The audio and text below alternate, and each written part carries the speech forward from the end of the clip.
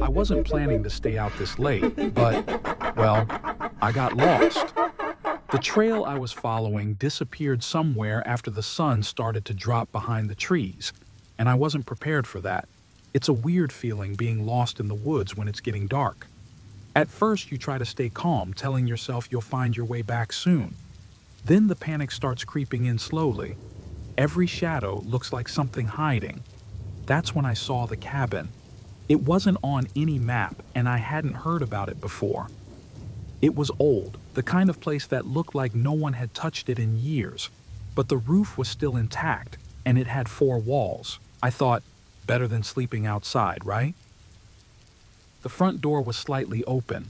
I stepped inside, expecting it to be full of dust and cobwebs. But no. It looked like someone had been here recently. An old blanket was thrown across a makeshift bed in the corner. A burnt-out candle sat on a small table. A cup, half full of water, stood next to it. That's when the hairs on the back of my neck stood up. I wasn't alone. No, I told myself. Maybe someone camped here a while ago. Maybe this stuff was left behind months ago, even though it didn't look that old. I should just relax. It's probably safe for one night. I closed the door and checked the lock. It clicked shut. I even pushed a chair under the handle for extra security. The windows were small, covered by old shutters, so no one could see in. I figured I was safe. But the feeling didn't go away. I felt like someone was watching me, even though I knew I was alone. Or at least, I thought I was alone. Night came faster than I expected. The forest outside went dead quiet. That's what really got to me. The silence. No birds, no bugs, nothing. Just me and my own breathing. I kept telling myself it was nothing, but every sound in that cabin felt too loud. My heart was beating so hard I thought it would echo off the walls. I decided to sleep. Well, tried to. Then I heard it. It was faint at first, like a soft crunch of footsteps outside. Maybe just an animal, I thought. But then, they got closer, and closer, until I knew it was a person. I froze, holding my breath, hoping whoever it was would just keep walking. But they didn't. The sound stopped right outside the door. I stared at the door, my heart pounding so loud I was sure whoever was out there could hear it. My mind was racing. Should I yell? Should I make noise to scare them away? Or should I stay quiet, hope they don't come inside? Then I heard it. The soft click of the lock. Someone was unlocking the door from the outside. I stayed perfectly still, every muscle in my body tense. The door creaked open, slowly, as if whoever was outside was trying not to make a sound. I kept my eyes shut, pretending to be asleep, hoping they would think I was harmless, not worth the trouble. But they didn't come in. They just stood there. I could feel them. Someone just standing in the doorway, watching me. The door didn't close. It hung open, letting the cold night air in. I waited, counting every second, hoping they would go away. I couldn't hear them breathing. I couldn't hear anything, but I knew they were there. My mind was screaming at me to do something, but my body wouldn't move. I was too scared. What if they were waiting for me to react, to move? Hours passed, or maybe just minutes. It felt like forever. Finally, I heard them move away. Soft footsteps, retreating back into the woods. I didn't move until the first light of dawn peeked through the cracks in the shutters. When I was sure it was safe, I got up, every muscle aching from lying so still for so long. The door was still open. My hands shook as I grabbed my backpack and got out of there as fast as I could. I didn't care about where I was going. I just needed to get away from that cabin. As I ran, something hit me, something that made my stomach drop. The lock. The lock had been on the outside of the door. That meant the door had been locked from the outside the whole time. Someone had locked it, keeping me inside without me knowing it. And then, they came back to unlock it. I didn't look back. I didn't want to know if they were still watching me, following me through the trees. I just kept running, even when my legs felt like they were gonna give out. I don't know who was out there or why they didn't come inside, but they wanted me to know they could. That's what scared me the most. Whoever they were, they could have done anything. They chose not to. And that choice was the worst part.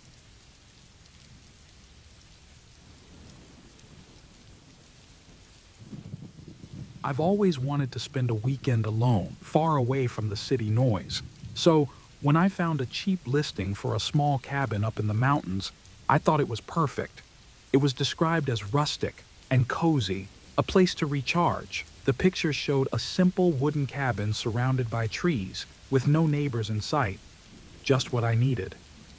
When I arrived, the cabin looked like the photos. Maybe a little more run down, but nothing too bad. The air was still, too still, almost like the woods were holding their breath. I shook off the feeling and blamed it on my nerves. I had been working long hours, so maybe my body just needed time to relax. Inside, the cabin had a simple charm. A small kitchen, an old sofa, a creaky bed, and oddly enough, a small door in the hallway that I assumed led to a storage space or crawl space. I didn't think much of it. The place smelled like dust and damp wood. But again, it was an old cabin in the woods. I opened a few windows to let in fresh air and started unpacking. That night, as I sat reading a book, I heard a soft creak coming from the hallway. I paused, listening. Nothing. Just the cabin settling, I told myself. These old places always make noises, especially at night. But later, I noticed something strange. The crawl space door, which I was sure had been closed, was now slightly open. Not much, just a crack. I stared at it for a moment, but then shrugged. Maybe I hadn't noticed it before. The next morning, I woke up feeling uneasy, like something was off, but I couldn't quite put my finger on it. While making coffee, I saw a few food wrappers in the corner of the kitchen. I hadn't brought those. I froze. Had someone been here recently? The idea made me uncomfortable, but I tried to convince myself that maybe the last guest had left them and the cleaners missed it. Still, I checked the crawlspace door again. It was wider open now. I stood there for a long moment, staring at the dark space inside. A strange smell drifted from it, something rotten but faint. My stomach turned.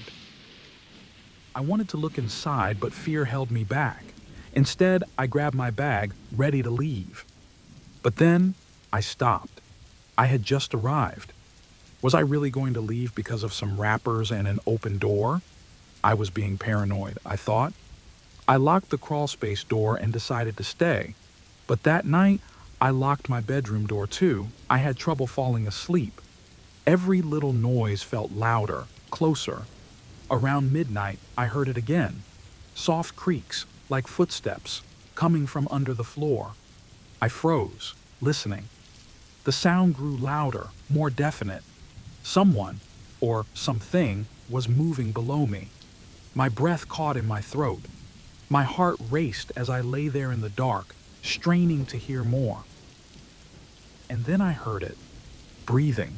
Soft, shallow breathing from under my bed.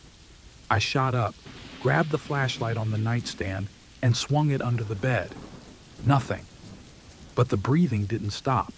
It was coming from the crawl space, right below the floorboards. I grabbed my flashlight, unlocked the bedroom door, and rushed into the hallway. The crawl space door was open again, wider than before. Shaking, I pointed the flashlight into the darkness. At first, I saw nothing, just blackness. But then something moved. A flicker, like a shadow. And then I saw them. Eyes, reflecting back at me from the dark. My body reacted before my brain could. I bolted for the door, not stopping to look back. My hands fumbled with the keys as I tried to unlock the front door, my heart pounding so loud it drowned out everything else. But before I could open it, I heard a noise behind me. I turned slowly, and there he was. A man crawling out of the small door. He was filthy, his clothes torn and his skin pale, like he hadn't seen sunlight in years. His eyes were wide, wild. I opened my mouth to scream, but no sound came out. He stood there, staring at me, not saying a word, just staring. I took a step back, my hand still gripping the door handle. "You shouldn't be here," he finally said, his voice low and raspy. "This is my home." I didn't know what to say. Didn't know if he was real or if I was losing my mind. I could feel his eyes on me, watching every move. He took a step closer, and that was enough. I yanked the door open and ran, sprinting to my car. My hands shook as I started the engine, the man's figure still visible in the cabin doorway. I drove away, not looking back. I drove straight to the nearest police station, barely able to speak as I told them what happened. 2 officers followed me back to the cabin, but when we arrived, it was empty. The crawl space was closed, and there was no sign of the man. No food wrappers, no smell, nothing. They didn't believe me. Maybe they thought I was imagining things, or maybe I was just another city person spooked by the woods, but I know what I saw. I know someone was living there, watching me the whole time. To this day, I don't know what happened to him, if he's still there or if he moved on to another cabin. But sometimes, when I'm alone at night, I hear those creaks again, like someone moving under the floor, watching and waiting.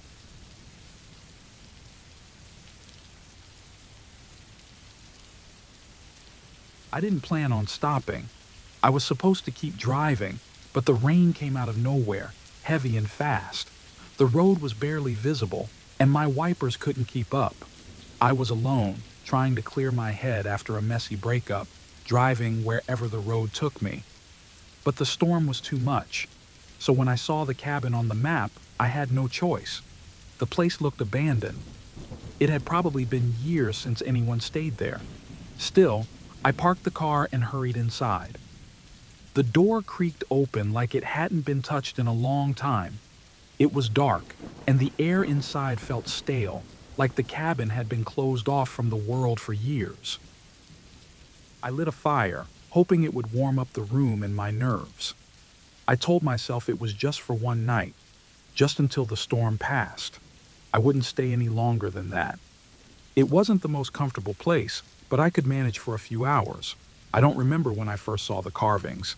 It might have been when I was pacing around, trying to warm up my hands near the fire. There were scratches on the walls, faint lines that didn't seem important at first. But then I saw my name carved deep into the wood. At first, I laughed. Maybe it was a coincidence. Maybe someone with the same name had stayed here before. I tried to shake it off, but the longer I stared, the stranger it felt. Then I noticed more. Simple phrases, carved in that same deep way. Lights fire, looks outside. My heart skipped. They described things I had just done. That wasn't a coincidence. I told myself I was imagining things. I must have read them wrong, or maybe my mind was playing tricks on me. But every time I tried to ignore it, my eyes would catch another line, predicting my next move. Sits down, touches face. They were small things, normal things, but they left me feeling exposed, like someone was watching, tracking everything I did. I checked the door. It was locked. The storm was still going strong outside, so leaving wasn't an option. I tried to convince myself that this was all just a strange joke, some prank from whoever used to stay here, or maybe just a coincidence. Still, the feeling in the air was wrong. The cabin wasn't just old and empty, it felt like it was watching me. Hours passed, but the storm didn't let up. I kept trying to distract myself, but the carvings wouldn't stop. I found new ones every few minutes, each one more unsettling than the last. Feels trapped. Hears the wind. Can't sleep. Who wrote these? And why were they so accurate? I tried to scratch them out, using a knife from the kitchen drawer. I thought if I could destroy them, maybe they would stop. But each time I carved over a word, new ones appeared in a different spot on the wall. The phrases got worse. Regret's coming. Know something is wrong. My breath caught in my throat. How could they know? No one was here but me. The final message was different from the others. It didn't just predict something simple like sits by the fire or looks around. This one felt like a threat, a warning carved in sharp, deep lines. The door will open soon. I couldn't breathe. What door? My door. Someone was coming. No, no, that couldn't be right. But the words didn't lie before. Everything they said had happened, and now it felt like a countdown. I dragged an old chair to the door, barricading it the best I could. I wasn't taking chances. The wind outside howled, almost like it was laughing at my panic. I listened, every muscle tensed, waiting for something, someone to break through. But nothing came. The storm outside raged on, but inside, everything was still, too still. I searched the cabin, hoping to find some clue, some reason why this was happening. I found it hidden under a loose floorboard, a journal, dusty and falling apart. It was full of entries from people who had stayed in the cabin before. They all talked about the carvings, the words predicting their every move. Each entry got more desperate, more frantic. And the last lines, they were the same. The door will open soon. Then the writing stopped. Those people were never seen again. Their bodies were never found. The fire crackled weakly in the background as I flipped through the journal, my heart racing. My hands shook. I didn't want to believe it, but it was all too real. I wasn't the first person trapped here. I wouldn't be the last. Suddenly, the wind stopped. The silence was worse. I held my breath, waiting. The cabin felt colder, darker, and then I heard it, a soft creak. The door. I ran to it, pushing harder against the chair, but I felt the pressure on the other side. Something, or someone, was trying to get in. My heart pounded so loud I thought it would explode. The door creaked again, the wood groaning as if it would give way at any second. The storm outside was gone, replaced by the eerie sound of the door slowly opening. I didn't stay to see who or what was on the other side. The moment the door moved, I bolted for the back window. That's the last thing I remember before everything went black. I woke up in my car the next morning, soaked, confused, but alive. I don't know how I got there, and I'm not sure I want to. I drove away as fast as I could, leaving the cabin behind. I've been trying to forget, but I can't. Every time I close my eyes, I see those carvings. I hear that door. And I keep wondering, did it really open? Or was it just waiting for the next person to arrive?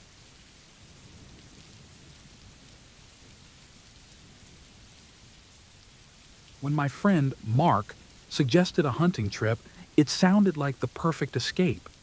We both needed a break from work, from life, and he had found this remote cabin deep in the woods, miles away from any town. It was peaceful, he said, isolated. I didn't hesitate to say yes. I trusted Mark, and honestly, I needed some time away. We'd been friends for years, and I never had a reason to doubt him, but I should have. I should have known something wasn't right. The first day was calm, too calm, I think now. We spent the afternoon setting up, exploring the area around the cabin. It was so quiet, the kind of quiet that makes your ears ring. No birds, no animals, just silence. Mark didn't seem bothered. He was focused on cleaning his rifle, checking the gear. I tried to make conversation, but he was distracted, only giving short answers. I brushed it off as him being tired. We'd driven hours to get there, and the road was rough. That first night we sat by the fire. Usually, we'd joke around, talk about work, or complain about things back home. But not this time. Mark was quiet, staring into the flames, barely saying anything. I noticed he was cleaning his rifle again. His hands moved slow, almost too slow, like he was thinking about something else, something serious. I asked him if everything was okay. He just looked at me for a second, then nodded, saying he was fine. But I didn't believe him. His eyes looked different, colder. I tried to sleep that night, but I couldn't shake the feeling that something was off. I told myself it was just the unfamiliar place, the quiet. I wasn't used to being this far from civilization. But when I woke up in the morning, there were footprints around the cabin. Footprints that didn't match either of us. I asked Mark about it, but he shrugged it off, saying it was probably just animals. I didn't press him, but it felt wrong. Something about the way he brushed it off felt forced, like he wanted me to drop it. The second night, things got worse. Mark suggested we go for a night hunt. At first, I didn't want to. I wasn't sure why, but the idea of walking through those woods in the dark didn't feel right. But he insisted, saying it would be exciting, a real adventure. I agreed, even though my gut told me not to. We started walking, his flashlight guiding the way through the trees. It was dark, so dark I could barely see the trail beneath my feet. But Mark seemed to know exactly where he was going, leading us deeper and deeper into the woods. Too deep. I began to feel lost, unsure of where we were. I asked him if we should turn back, but he just kept walking, saying we were getting close. Close to what? There were no signs of animals, no tracks, no sounds of anything living around us. Then I realized he wasn't hunting animals. Every time I looked over at Mark, he wasn't scanning the trees or the ground for tracks. He was looking at me. Not in a friendly way either. His grip on the rifle was tight, his eyes focused, like he was planning something. My heart started to race. Suddenly, all the strange things from the past day made sense. His quiet behavior, the footprints, the way he kept his distance from me. I wasn't out there to hunt with him. I was the one being hunted. I couldn't let him know I was onto him, though. I had to play it cool, act like nothing was wrong. My mind raced, trying to think of a way to get back to the cabin, to get away from him without making it obvious. I told him I needed to head back, that I wasn't feeling well. He paused for a second, staring at me in the dark. My skin crawled under his gaze. But then, he nodded, agreeing to go back with me. As we walked, I could feel the tension between us. I could hear his footsteps behind me, slow, measured. I didn't want to look back. I just wanted to get to the cabin, to get away from him. But I couldn't stop thinking about the way he had been acting, the way he had stared at me earlier. It felt like I was walking on a thin line between life and death. We reached the cabin, but the moment I stepped inside, I knew it wasn't over. Mark didn't come in right away. He stood outside watching me through the window, his face barely visible in the moonlight. Then, finally, he spoke, his voice low, almost amused. He said something about how this hunt was different, how it was more exciting than any other trip we'd ever been on. My stomach twisted. He was talking about me. I didn't wait to hear more. I bolted for the door, slamming it shut and locking it behind me. My heart pounded in my chest as I stood in the dark cabin, my back pressed against the door. I could hear him outside, moving around, circling the cabin like a predator, waiting for its prey to make a mistake. I knew I couldn't stay there forever, but I also knew there was nowhere to run. The woods were too dark, too dense. He knew the area better than I did. If I ran, he'd find me. I don't know how long I sat there, listening to the sounds outside. Minutes? Hours? It felt like an eternity. Every small noise made me jump.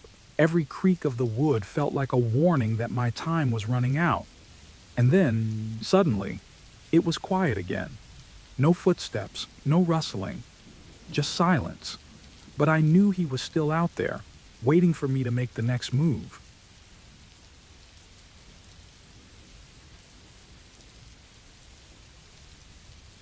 I had been driving for hours, my hands tight on the wheel as the road stretched on, turning from smooth pavement to bumpy gravel without warning. I was on my way to meet some old friends at a cabin, but somewhere along the way, my GPS lost signal. I didn't panic at first. I mean, It's normal to lose signal in these remote places, right? But when I missed the turn, things started to get strange. I figured I could backtrack, but the sun was already setting behind the trees, casting long shadows across the road. The farther I drove, the more lost I felt. The road became narrower, and the forest seemed to swallow me whole. My phone had no signal, and the gas needle was dropping lower than I liked. I had no choice but to keep going. That's when I saw it. An old cabin just off the road. It looked abandoned, but I thought maybe, just maybe, I could spend the night there and figure things out in the morning. The cabin was old, the wood rotting in places, and the windows were dirty. But I didn't have much choice. I parked the car and stepped out. The air was cold and still, and there wasn't a sound except for the crunch of gravel under my feet. When I reached the front door, it was unlocked. I pushed it open and it creaked loudly, like it hadn't been used in years. Inside, the air was thick with dust and everything smelled musty, like it had been sitting untouched for decades. The furniture was old, covered with a layer of dirt. It didn't feel right, but I told myself it was just my nerves. I was tired, lost, and needed to rest. I figured I'd lock the door, crash on the couch, and leave at first light. But then I saw the back room. At first, I thought it was just another part of the house, but something made me stop. The air in that room felt heavier, colder. I flicked the light switch, and the dim bulb above flickered on. That's when I saw them. Rusty chains hanging from the wall, and dark stains on the floor. My stomach turned. They were old, dried, but there was no mistaking it. Those were bloodstains. My mind raced, trying to make sense of it, trying to come up with an explanation that wasn't terrifying. I stumbled back, my heart pounding, and the door swung shut behind me. For a second, I thought about running, but where would I go? There was no one around, no service, and my car was nearly out of gas. I tried to shake it off, thinking maybe it was just some weird old place where something bad had happened a long time ago. Maybe animals had been caught there? I didn't want to think about it anymore. I shut the door to the back room and tried to block it from my mind. But as the night wore on, it got harder to ignore the feeling that something was wrong. I lay on the couch, the silence around me pressing in. My eyes were wide open, staring at the ceiling, and every little sound made me jump. The wind outside picked up, branches tapping against the windows. At first, I told myself it was just the wind, but then I heard something else, the sound of footsteps, slow and deliberate, moving around outside the cabin. My heart was racing now, my throat tight with fear. I wanted to believe it was an animal, maybe a deer or some kind of wildlife. But the steps were too heavy, too careful. They circled the cabin, and then there was a soft knock at the door. I froze. It was just a few soft taps, but it felt like someone was testing to see if I was inside. I didn't dare move, didn't dare make a sound. I lay still, holding my breath, hoping whoever it was would just go away. But then I heard the car, the sound of an engine coming closer, headlights sweeping through the trees. Someone was coming. I didn't know what to do. My mind raced with 1,000 thoughts, none of them good. What if they were the ones who left the chains in the back room? What if they came back to finish something? The car stopped and I heard the door open. Footsteps again, this time louder, heavier. They were getting closer to the front door. I scrambled off the couch and hid behind it, crouching low as the footsteps reached the porch. I heard the doorknob rattle and the door creaked open. I couldn't see them, but I could hear them, their breathing, the sound of their boots on the wooden floor. They stepped inside, and I clenched my fists, trying not to make a sound. The stranger moved slowly, like they were looking for something. I could hear them muttering under their breath, but I couldn't make out what they were saying. Then, in the darkness, my hand brushed against something cold. I looked down and saw an old wrench, large and rusted, lying on the floor. I picked it up, my hands trembling. The stranger was getting closer, their footsteps growing louder. They were only a few feet away now. I held my breath, tightening my grip on the wrench, knowing I might have to use it. Suddenly, the footsteps stopped. I waited, not daring to move, my heart pounding so hard I thought it might give me away. The stranger was standing right in front of me, so close I could almost hear their breathing. I squeezed the wrench, ready for whatever was going to happen next. But then, the footsteps started again, moving away, back toward the door. I stayed frozen, listening as they walked out, the door creaking shut behind them. I didn't move for what felt like hours, waiting for them to come back, waiting for something else to happen. But the cabin stayed silent. The terror lingered, though, because I knew, whoever they weren't done. Not yet. And I was still trapped in this cabin with no way to escape.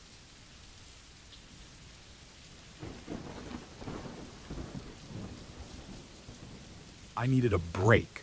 Work was draining me, and I thought getting away from the city would help. I found this cabin on Airbnb, looked perfect, isolated, and quiet. A place where I could just clear my head. The host said it was a bit old but in good condition. That was fine. I liked the idea of staying in a place with history. The cabin was in the middle of the woods, far from any neighbors. The drive there felt endless, with miles of trees on both sides. When I arrived, everything looked normal. The place was a little smaller than I imagined, and there was a weird smell, kind of damp, but I figured it was just the way old cabins smelled. I didn't think much of it. Inside, it was cozy enough. There were 2 rooms, a kitchen, and a small living room with a fireplace. The wind outside made the whole place feel colder than I expected, and even though I had the heater on, it didn't seem to help much. But I told myself it was fine. The cold and smell were just part of the charm. That night, I was lying in bed, trying to fall asleep. I started hearing noises. At first, it was soft, like something brushing against the walls. I told myself it was just the wind, maybe a branch rubbing against the cabin. But then, I heard something else. Footsteps. They were faint, and I couldn't be sure, but it felt like someone was walking. I sat up and listened, holding my breath. It stopped. I was just tired, I thought. My mind was playing tricks on me. It had to be the house settling, or maybe animals outside. I forced myself to go back to sleep, though I couldn't shake the feeling that something was wrong. The next morning, everything seemed normal again. I made coffee, sat on the porch, and tried to relax. But when I went back inside, I noticed something strange. A chair in the living room had moved. I was sure I left it pushed under the table, but now it was slightly out. Maybe I bumped into it without realizing it. I tried not to overthink it, but the feeling of being watched stayed with me all day. Every time I turned around, it felt like someone was right behind me. I kept checking the windows, thinking maybe someone was outside. There was nothing. The woods were empty, and the only sound was the wind. I tried to convince myself that I was just being paranoid. Maybe it was the isolation getting to me. That night, things got worse. I woke up to the sound of scratching. It wasn't outside this time. It was inside, coming from the walls. The sound moved slowly, like someone dragging their fingers along the wood. My heart was racing. I sat up and listened again, hoping it would stop. But then I heard it. Footsteps again, only this time they were clear. They weren't outside, they were inside, behind the walls. I wanted to get up, but I was frozen in place. My mind was trying to find some logical reason, telling me it was just some animal or maybe the wind. But deep down, I knew something was wrong. Someone, or something, was moving inside the walls. I didn't sleep much that night, and when morning came, I was exhausted. I needed to know what was going on. I started looking around the cabin more carefully. I checked every corner, every cupboard. Then, in the back of the closet in the second room, I found something strange. A small door, almost hidden behind some old boxes. It was so low that you had to crawl to get through. I hadn't noticed it before, and the host hadn't mentioned it either. I opened the door. Behind it was a small crawl space, dark and cold. I shone my phone's flashlight inside, and that's when I saw it. Old blankets, food wrappers, and empty water bottles. Someone had been living there. My stomach dropped. This wasn't just an old cabin. Someone was using it to hide. Maybe they were still here, watching me. I rushed to pack my things. I needed to leave, now. But as I was stuffing my clothes into my bag, I heard it again, the footsteps. This time, they were louder, moving quickly behind the walls. I could hear the creaking of the boards as whoever it was moved closer to me. My heart was pounding and my hands were shaking. I grabbed my bag and headed for the door. Just as I reached it, I heard the floorboards groan behind me. I turned, but there was nothing. Still, I could feel it. Someone was there, watching, waiting. I pulled open the door, but before I could step outside, it slammed shut, hard, almost knocking me over. I fumbled with the handle, but it wouldn't budge. I was trapped. I could hear them now, moving all around me, inside the walls, above me, beneath me. My mind was racing, trying to figure out what to do, but I couldn't think straight. My body was frozen with fear. I don't know how long I stood there, trying to open the door, my heart pounding in my ears. But then the noise stopped. The house was silent again. I didn't move, afraid that any sound I made would start it all over again. Finally, after what felt like hours, the door creaked open on its own. I didn't wait to find out who or what was inside the walls. I ran to my car and drove away, not looking back. When I got home, I tried to report it to Airbnb, to the police, but they said there was no evidence. The host claimed no one had ever complained before, and they found nothing in the cabin. But I know what I heard. I know someone was there, living in the walls, watching me. And sometimes, late at night, I still hear those footsteps.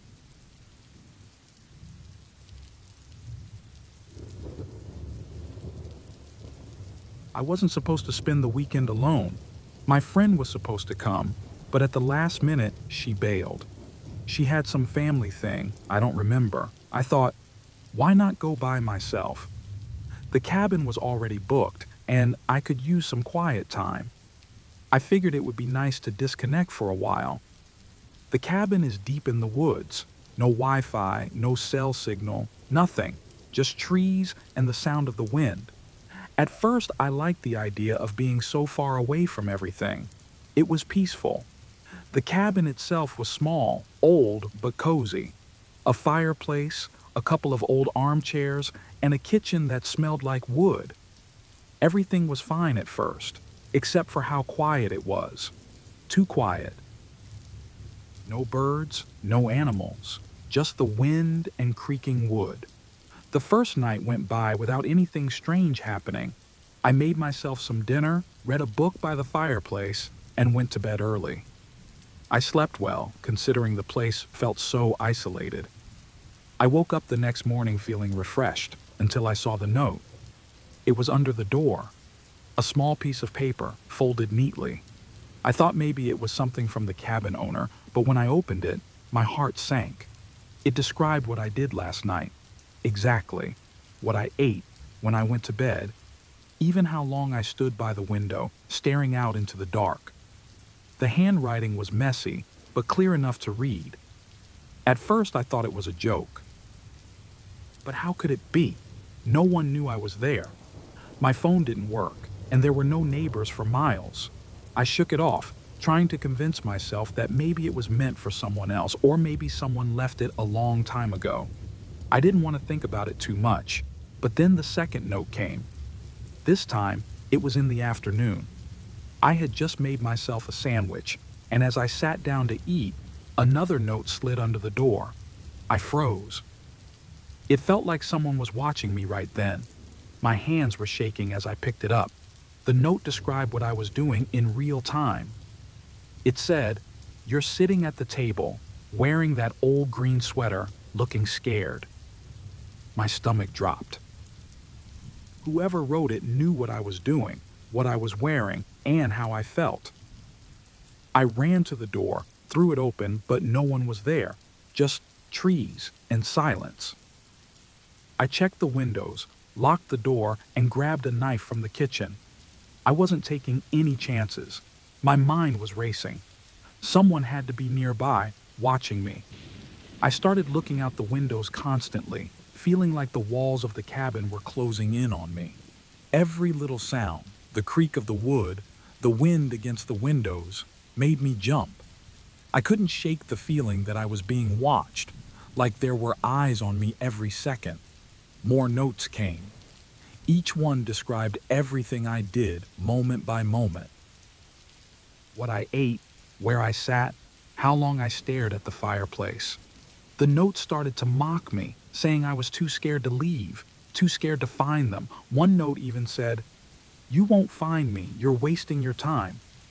I started to search everywhere. I checked the cabin inside and out, the woods nearby, but I found nothing. No footprints, no signs of anyone being there. It was like whoever was writing the notes was invisible, like they were in my head. I locked myself in the cabin, trying to think of what to do next. I thought maybe I should just leave, but the notes kept coming, piling up under the door. Each one was worse than the last. One of them said, "Maybe you're not alone in the cabin. Maybe I'm already inside." That's when I really lost it. I barely slept that night, jumping at every sound. I even thought I heard footsteps in the hallway, but when I checked, there was no one there. I was so tired, so paranoid, that I started questioning everything. Was it really happening? Was I just imagining the notes? I didn't know what was real anymore, but the next note brought me back to reality, hard. It didn't just describe what I was doing, it described my thoughts. It said I was thinking about leaving, that I was scared I was going crazy. How could anyone know what I was thinking? The last line on the note sent a chill down my spine. "Leave the cabin now, or it'll be worse." I didn't need any more convincing. I packed my bag in a rush, grabbed my keys, and ran out the door. The air felt heavy, like something bad was about to happen. I kept looking over my shoulder, feeling like I was being followed, like someone was right behind me. I threw my stuff into the car, my hands shaking so badly I could barely get the keys into the ignition. Just as I was about to start the car, I noticed one last note. It was stuck to the windshield, held in place by the wiper. My breath caught in my throat as I reached for it. The note described exactly what I was doing in that moment, sitting in the car, scared, ready to leave. The last line was the worst.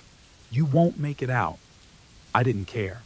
I started the car and drove as fast as I could down the dirt road, my eyes glued to the rearview mirror. I kept expecting to see someone behind me, but there was nothing, just the trees and the fading light. I didn't stop driving until I reached the nearest town hours later. Even now, I don't know who was watching me or how they knew everything, but I can't shake the feeling that they're still out there, watching.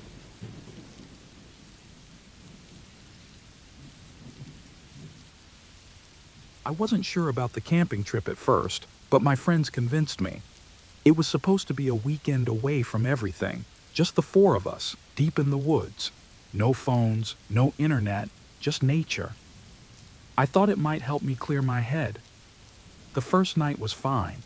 We set up our tents, started a fire, and cooked some food. We laughed, told stories, and everything felt normal. But the forest was too quiet. No birds, no wind, just us. I remember asking the others if they noticed it, but they shrugged it off. We're far from the city. It's supposed to be quiet. I wanted to believe that. When I woke up the next morning, something felt off. I checked my phone, even though we agreed not to use them. No signal, of course. But that wasn't the weird part. One of my friends, David, was gone. His tent was there, his backpack, everything. But he was missing. At first, we thought he had gone to the river nearby. Maybe he wanted to explore. But hours passed and he didn't come back. We looked around, called his name, but nothing. just that same heavy silence. I started to feel something cold creeping up my spine. I tried to hide it, but I was scared. Jake, the one who always acted like the leader, said we shouldn't worry yet. David probably went too far and got lost. He'll find his way back. I didn't say anything, but I knew something was wrong. David wouldn't just leave his stuff behind. By the afternoon, I couldn't sit still. I told Jake and Emily we needed to keep looking. We wandered deeper into the forest, calling David's name, but the trees seemed to swallow our voices. We found nothing. No sign of him, no tracks, just more trees and more silence. My chest felt tight. That night, I barely slept. Every sound, or lack of it, felt like it was pressing down on me. Around midnight, I heard someone walking outside my tent. I thought it was David, finally back. I unzipped my tent and peeked out, but nobody was there. Just shadows dancing in the firelight. I convinced myself it was nothing and tried to go back to sleep. The next morning, Emily was gone. This time, I couldn't hold back the panic. Jake tried to keep it together, saying maybe she and David had found each other and were trying to make their way back to camp. But I wasn't buying it. It didn't make sense. Her tent was untouched. Her phone was still inside, just like David's. It was just Jake and me now, and I could see the fear creeping into his eyes. He didn't want to admit it, but he was just as scared as I was. We didn't talk much that day. We didn't even go looking for them. I think both of us were too afraid of what we'd find, or not find. By the time the sun started to set, I was ready to leave. I told Jake we needed to pack up and get out of there. He agreed, but we were too late. The forest was already dark. "One more night," he said. "In the morning, we'll go." I didn't sleep at all that night. Every rustle, every crack of a twig made me jump. I lay there, gripping my flashlight, waiting for something to happen. And then, it did. I woke up, and Jake was gone. His backpack, his shoes, everything was missing. I was the last one left. I don't remember how long I sat there in my tent, just staring at the empty space where Jake had been. It felt like I was trapped in some nightmare that I couldn't wake up from. I needed to leave, but when I started walking, I didn't know where I was going. The forest was endless, and every direction looked the same. My legs felt heavy, and my heart was pounding so hard I thought it would burst. That's when I saw it, the cabin. It wasn't far from where we had been camping, but none of us had noticed it before. It looked abandoned, but something drew me to it. Maybe I was hoping I'd find my friends inside, that they'd be waiting for me with some crazy explanation. But when I opened the door, the air inside was thick, like it hadn't been touched in years. I stepped in, and that's when I saw it. Their phones, David's, Emily's, and Jake's, neatly placed on a table, along with their wallets, watches, and other things they had with them. It was like someone had been collecting their stuff, watching us. My stomach dropped, and I felt sick. How could their things be here? Who had taken them? I started shaking, backing away from the table. My mind was racing, trying to figure out what to do. I felt trapped, like the walls were closing in on me. I needed to get out of there. But then, I heard footsteps. They were slow, deliberate, coming from outside the cabin. I froze. My first thought was that maybe it was Jake or David. Maybe they had come back. But deep down, I knew it wasn't them. The steps were too calm, too controlled. I didn't wait to find out who it was. I grabbed one of the phones off the table and ran out of the cabin, not looking back. My legs felt like they would give out, but I kept running until I couldn't hear the footsteps anymore. I don't know how long I ran, or how I found my way back to the road, but somehow I did. I flagged down a car and told the driver everything. They didn't believe me at first, but when they saw how terrified I was, they took me to the nearest police station. The police searched the area, but they didn't find anything. No cabin, no phones, no trace of my friends. I wish I could say I made it all up, that it was just some hallucination brought on by fear. But I know what I saw, and I know my friends never came back.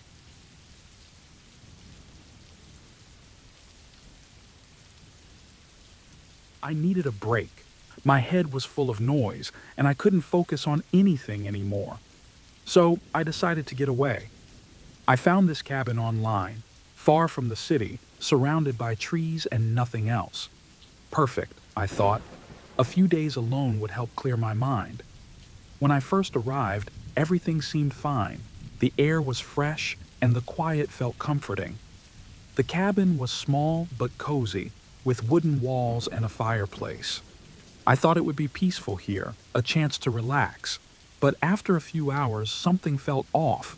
I couldn't shake the feeling that someone was watching me. It's strange, I know. I was in the middle of nowhere, completely alone, but I kept glancing over my shoulder, expecting to see someone. At first, I blamed it on being alone in an unfamiliar place. The silence was too heavy, the kind that makes you hear things that aren't there. I tried to push the feeling away and focus on enjoying the trip, but I couldn't relax. Later that evening, while unpacking, I noticed a small door in the basement. It was hidden behind some old boxes, so I hadn't seen it earlier. It seemed out of place, like it wasn't supposed to be there. The door was old, with scratches around the handle, and I felt a strange pull toward it. I wasn't sure why, but I had to know what was behind it. When I opened it, I found a small room. There wasn't much inside, just some shelves, a few empty boxes, and pictures. Lots of pictures of me. At first, I didn't understand what I was looking at. The photos were pinned to the walls, hundreds of them. Some were old, others more recent. They showed me in different places, at home, at work, even out in public. Pictures of me laughing with friends, walking alone, sitting in my apartment. It took me a moment to realize what was wrong. These were not pictures I had ever taken. They were taken of me by someone else, someone who had been following me for a long time. I stood there, staring at the photos, my mind racing. How long had this been going on? I thought back, trying to remember if I had ever noticed someone following me, but I couldn't think of anything. It didn't make sense. How could I not have seen this? How could I not have known someone was watching me? My heart pounded as I looked closer at the photos. Then I saw one that made my stomach drop. It was a picture of me driving to the cabin. The same clothes, the same time of day. It had been taken yesterday on my way here. My throat tightened, and suddenly, the air felt too thick to breathe. Someone was here. They had to be. They took that picture recently, and now I was alone in this cabin, surrounded by nothing but trees and silence. I felt my skin crawl, as if someone was watching me right now, hidden in the shadows. I backed away from the room and shut the door, but it didn't help. The feeling stayed with me, heavy and cold. I grabbed my phone to call for help, but, of course, there was no signal. I was too far from town, and there was no one around for miles. Panic started to creep in, and I couldn't think clearly. All I wanted was to leave. I needed to get out of here, to go somewhere safe. I quickly packed my bag, not caring if I left anything behind. As I threw my things together, I heard a noise upstairs. It was soft, like someone walking slowly, trying not to be heard. My body froze. For a second, I thought it was just the house settling, or maybe an animal outside. But then I heard it again. Footsteps, moving closer. My hands shook as I searched for something to defend myself with. I grabbed a heavy flashlight from the kitchen and held it tight. The footsteps stopped, and the house was silent again. But I knew someone was there. I could feel it, like the air had changed, thick with tension. My mind raced with questions. Who was it? How long had they been here? What did they want? I slowly moved toward the door, my eyes darting around, looking for any sign of movement. I needed to get out before they got to me. But as I reached for the handle, I heard a voice. It was quiet at first, but I recognized it. My name, spoken softly, almost like a whisper. I froze, my heart racing so fast I thought it might stop. The voice called my name again, this time louder, more insistent. It was coming from behind me, inside the house. I didn't turn around. I couldn't. My body felt numb with fear, every instinct telling me to run. But something in my mind whispered that it might not be real. Maybe I was imagining it. Maybe the stress had gotten to me. But what if I wasn't? What if someone was really in the house with me, watching, waiting? I felt trapped, stuck between fear and doubt, not sure if I was losing my mind or if someone was really there, standing in the shadows, calling my name. My hand gripped the door, but I didn't open it. Instead, I stood there, listening, my heart pounding in my chest. I don't know what happened next. I don't know if I ran or stayed, or if the voice was real, or just my imagination. All I know is that I've never felt fear like that before, and I don't think I ever will again. The next thing I remember is waking up in my car, parked a mile down the road. I don't remember driving. I don't remember leaving the cabin. But when I look back, it was still there, quiet and empty, like nothing had happened at all. I never went back.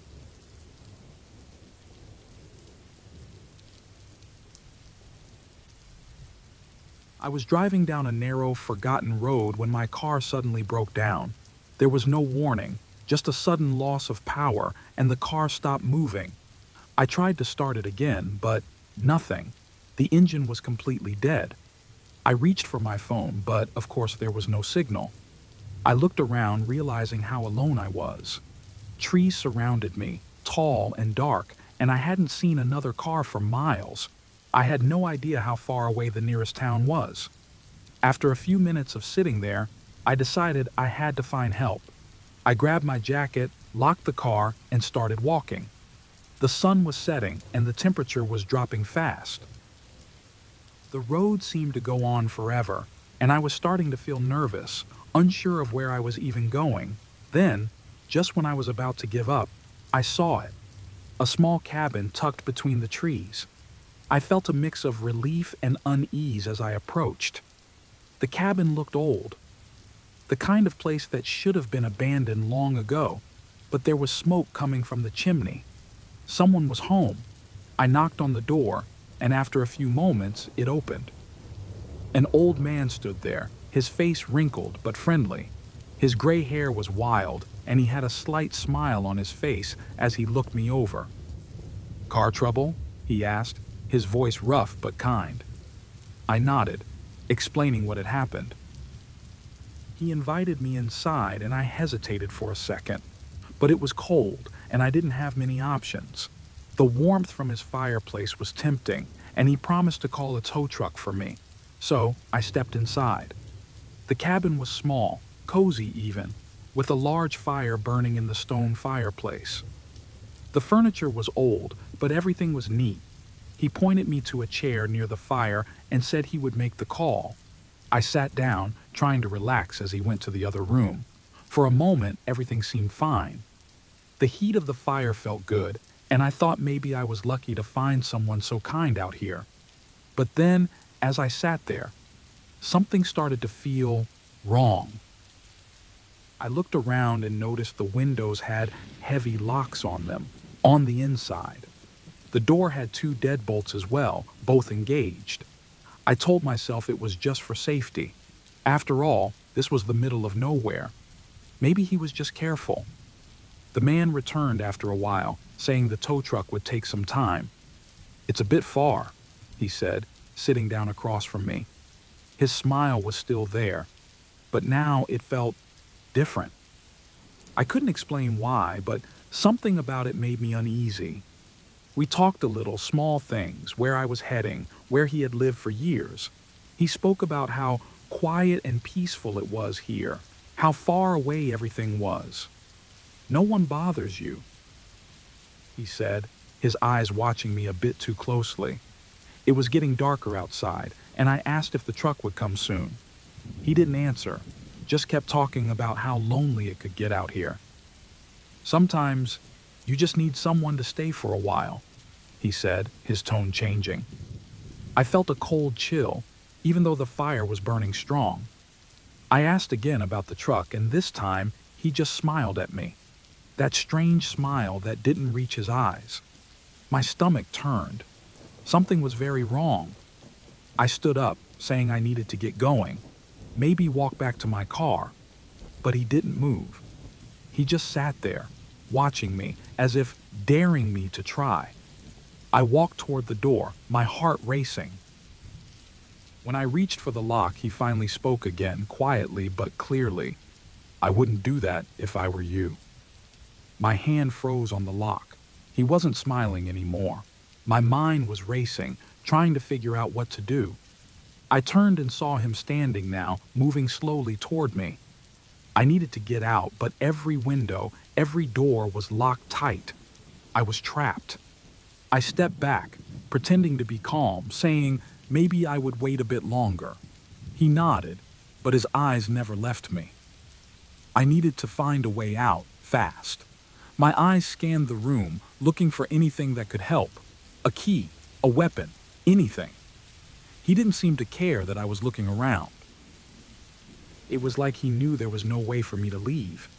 Every minute that passed, the air in the room felt heavier, the walls closer. Finally, I saw it. A small set of keys hanging on a hook near the back door. I knew it was my only chance. I waited for him to look away, just for a second, then I made a run for it. I grabbed the keys and fumbled with them, trying to find the one for the door. My hands were shaking, and I could hear him coming up behind me, his footsteps slow but steady. "You're not going anywhere," he said, his voice calm but filled with something dark. I finally found the right key and jammed it into the lock, but before I could turn it, I felt his hand on my shoulder. His grip was firm, pulling me back just as the door started to open. The last thing I saw before he pulled me away was the dark forest outside, so close yet so far.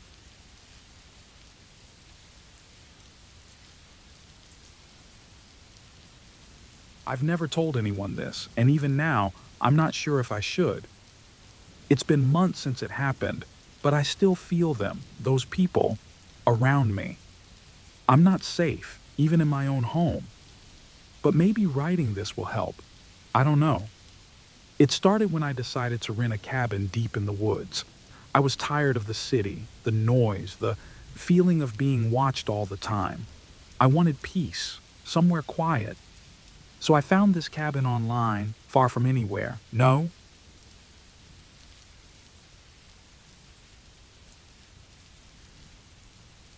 The cabin incident, I needed to get away. Life was too loud, too many people, too many things happening all the time. So I rented a small cabin deep in the woods, far from everything. It wasn't fancy, but that didn't matter. I was there for peace, for the silence. No phone calls, no internet, just me and nature. When I arrived, the cabin was quiet. It sat alone among tall trees, a bit worn out but comfortable enough. There were no other houses around, no people.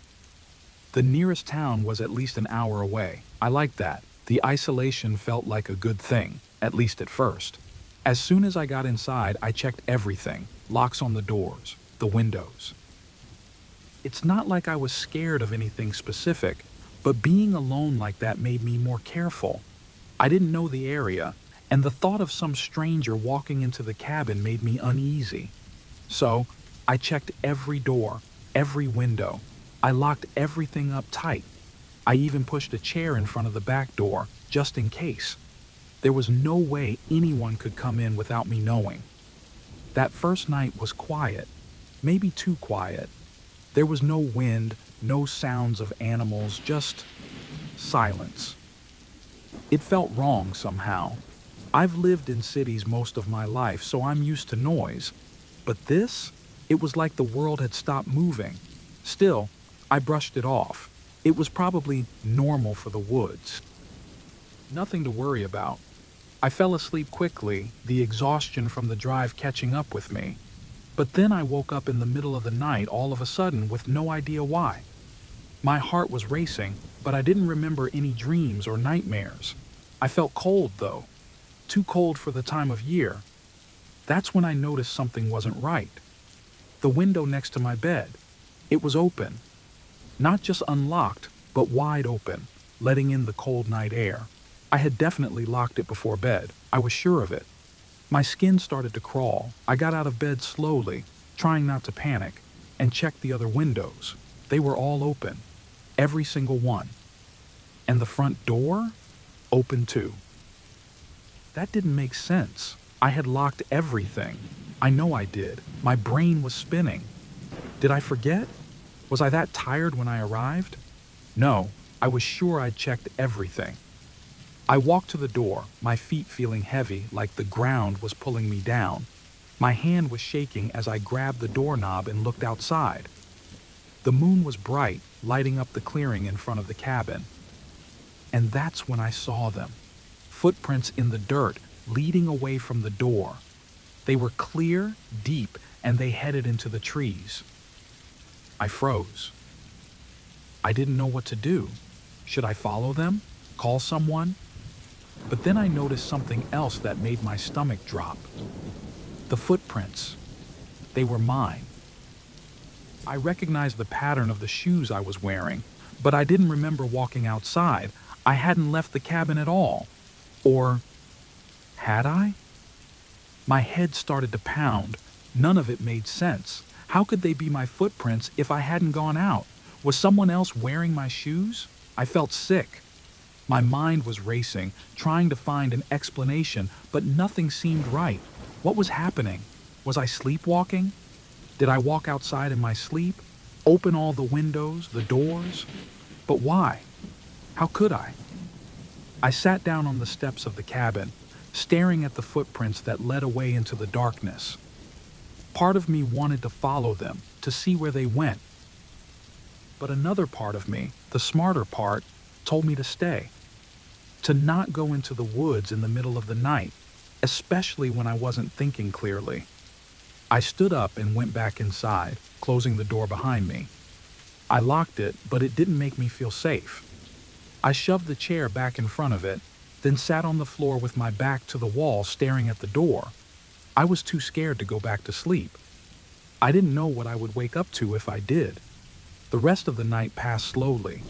Every small sound made me jump. The creaking of the cabin, the rustling of leaves outside. It all felt too loud, too close.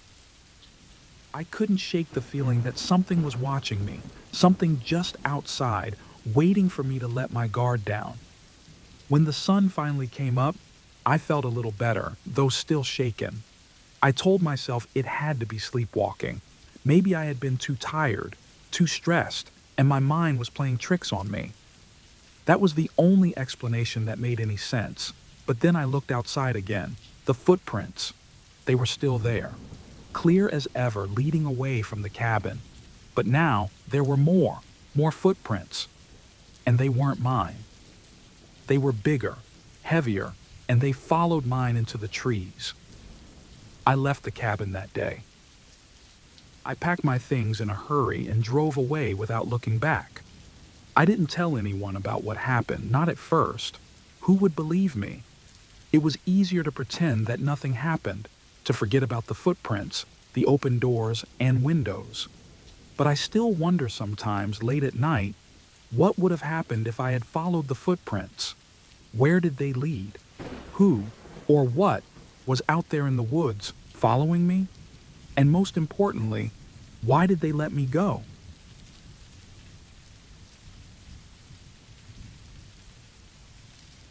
I rented a cabin last weekend for a peaceful break from the city. It was a small place, deep in the woods, perfect for getting away from everything. No Wi-Fi, no neighbors for miles, just quiet. That's all I wanted. I had been stressed for months and thought this was the perfect way to relax. When I arrived in the nearest town to pick up the keys, the guy at the rental shop gave me a strange look. He handed me the keys but didn't let go right away. Are you sure you want to stay out there? Last guy who rented that place? Well, he disappeared. His voice was low, like he didn't want anyone else to hear. I laughed it off, saying I wasn't worried. People disappear all the time, right? But the way he looked at me, it made me uncomfortable.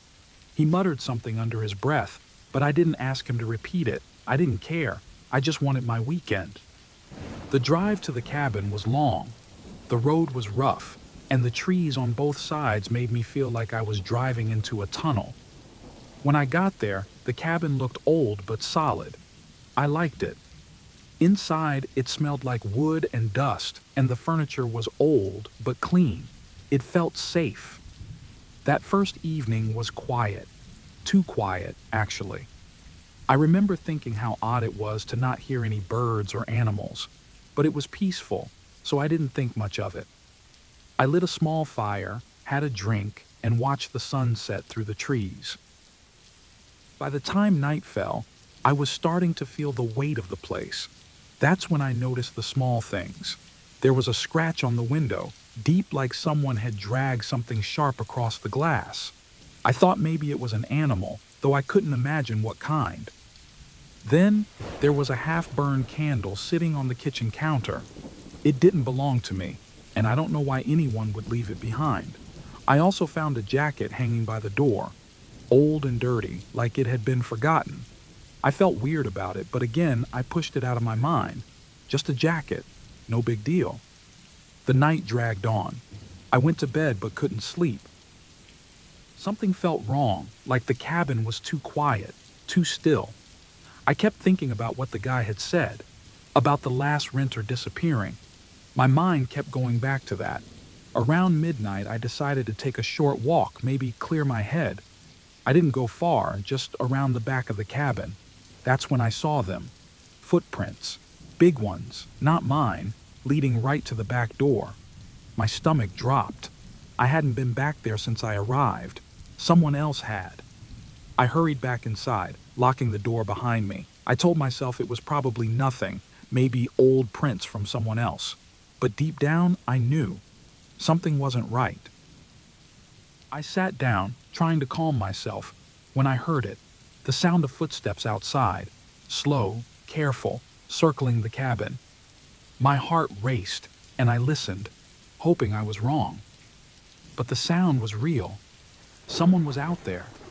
I don't know how long I sat there, frozen, listening to those footsteps. I kept thinking about the footprints, the warning, and the jacket left behind. My mind was running wild, wondering if whoever had rented the place before me had heard the same thing, felt the same dread. Then I saw it. A shadow, just outside the window. It moved quickly, disappearing into the trees. I grabbed my phone to call for help, but of course, no signal. I was completely alone. The noises outside continued. I heard branches snapping, leaves crunching.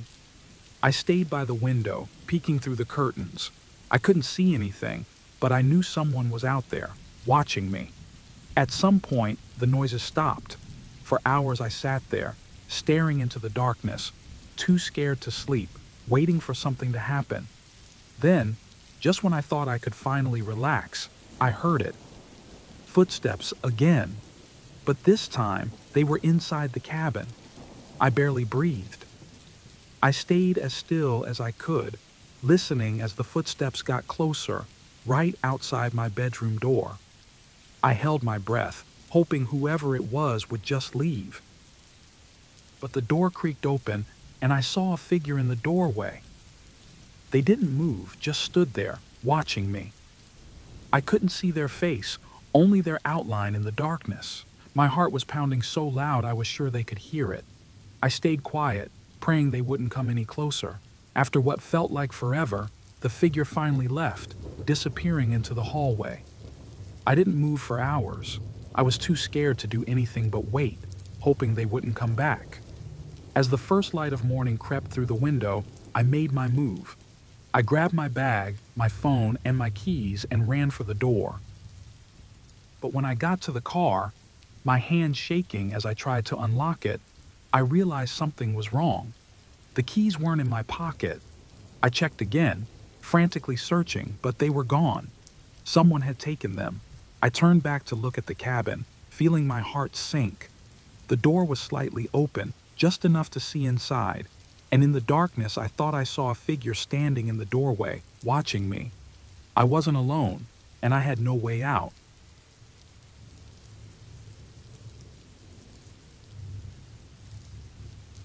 I had been planning this weekend for months, a quiet getaway at a cabin deep in the woods, far from everything.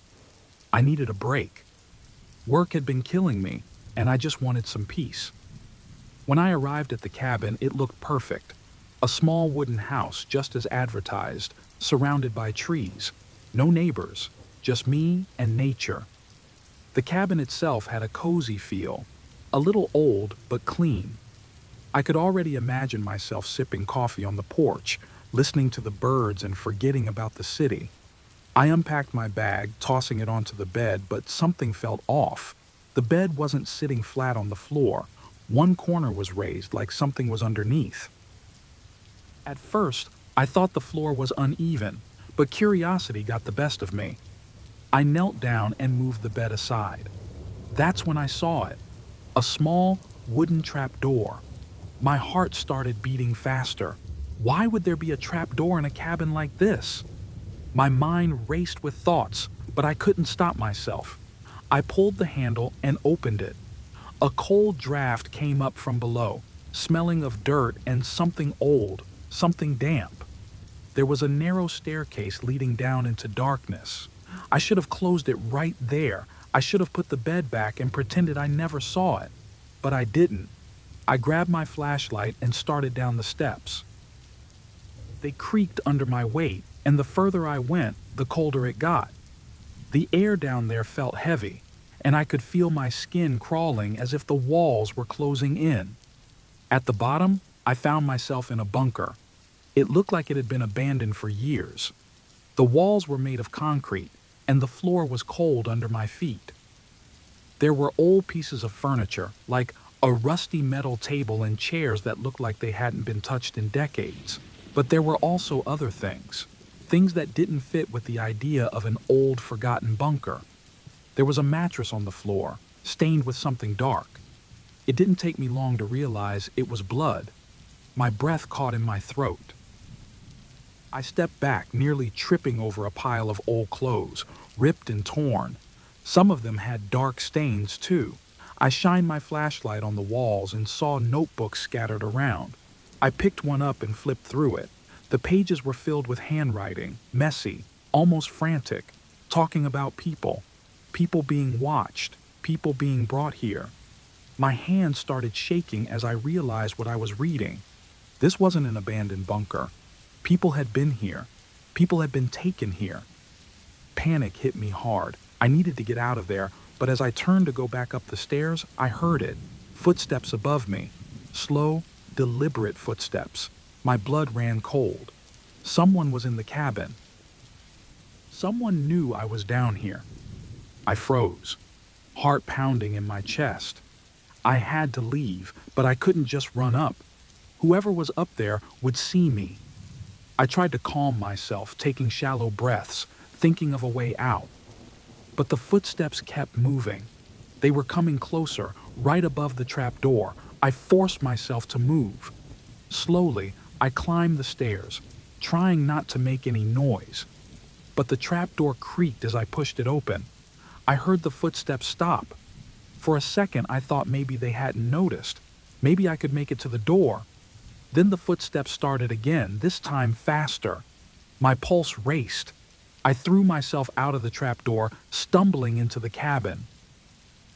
My heart was beating so fast I could hear it in my ears. The footsteps were coming closer, but I couldn't see anyone. There was no time to think. I ran for the front door, grabbed the handle, and yanked it open. The cool night air hit me as I burst outside, but I didn't stop. I ran into the trees, branches scratching at my arms and face, but I didn't care. I just ran. My mind was screaming at me to keep moving, not to look back. But I couldn't shake the feeling that I was being followed. The sound of footsteps was still there, right behind me. matching my pace. I don't know how long I ran, but eventually, I couldn't hear the footsteps anymore.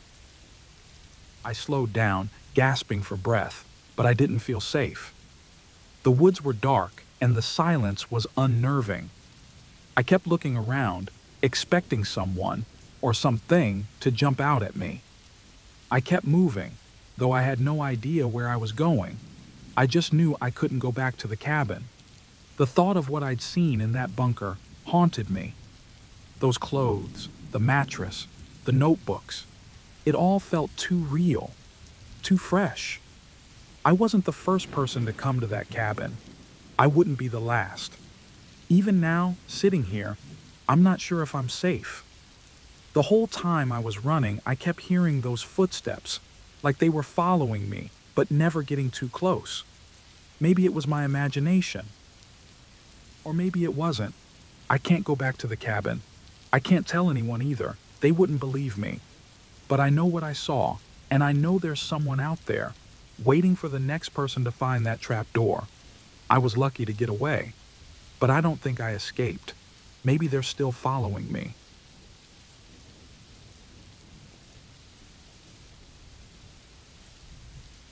I moved into the cabin because I needed space, both physically and mentally.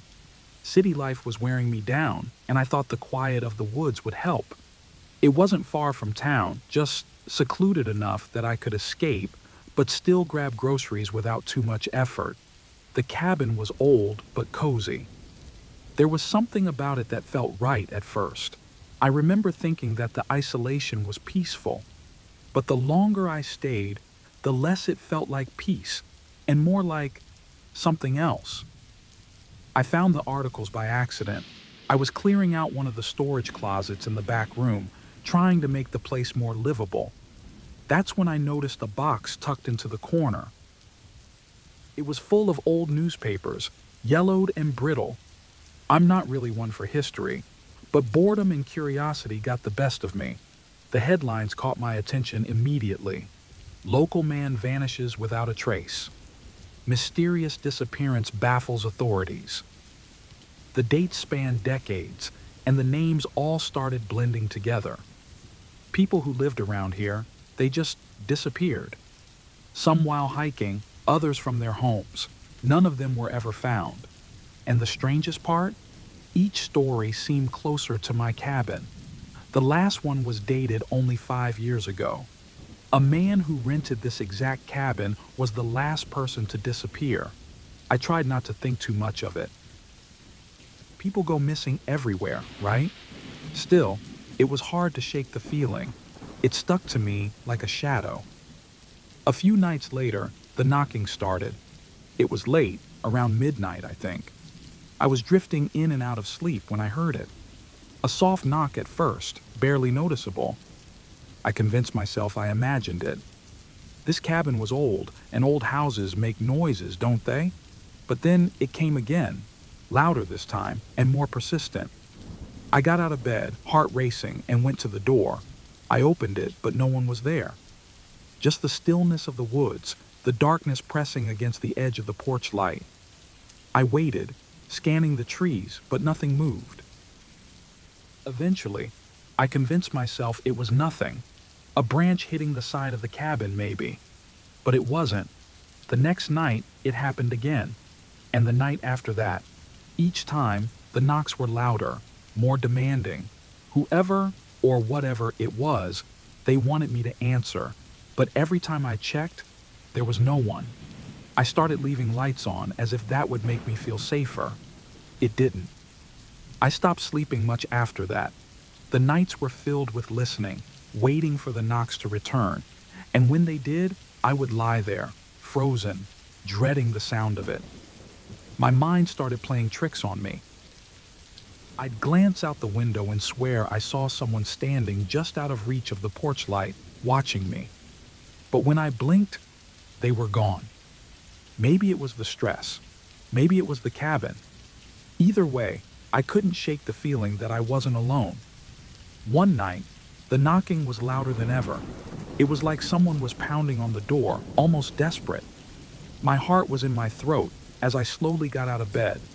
My hand shook as I reached for the doorknob. This time, I was going to confront whoever was out there.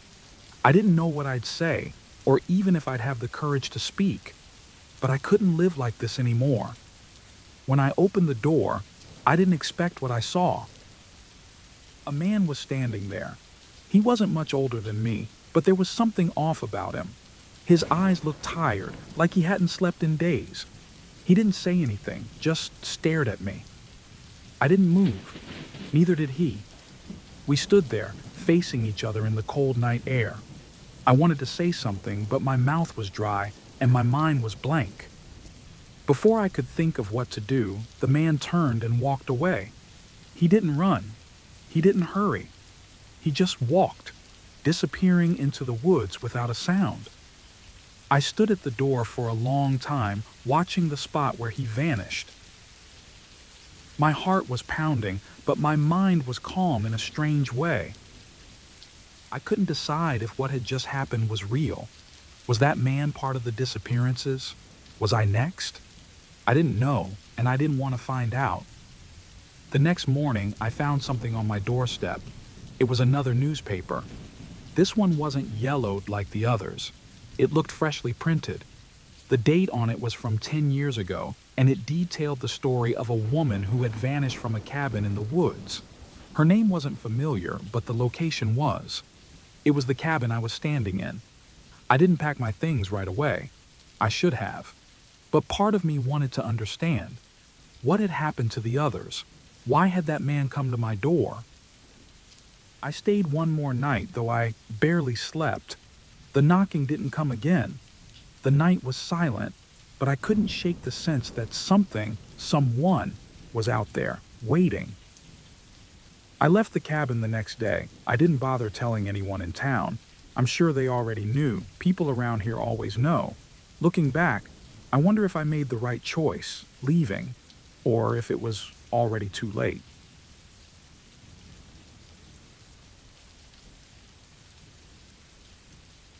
I don't usually hike alone, but I needed to clear my head. My life has been a mess lately. Work, family, everything. So I packed up and headed into the woods. I didn't check the weather, though. That was my first mistake. About halfway through my hike, the snow started. At first, it was just light flakes, nothing too serious. But within an hour, it turned into a full-blown snowstorm. The wind whipped around me, and the path I'd been following quickly disappeared under a thick layer of snow. Panic set in. I couldn't find my way back, and it was getting dark fast. That's when I saw it. A cabin, not too far off the trail. It looked old, run down, but I didn't care. I needed shelter, and fast. I pushed through the snow and made my way to the front door. Locked, of course. But the windows were thin and weak. A couple of hits with a rock, and I was inside. The first thing I noticed was how untouched everything seemed. There were clothes hanging on a rack near the fireplace, old dishes still sitting on the wooden table like someone had just finished eating.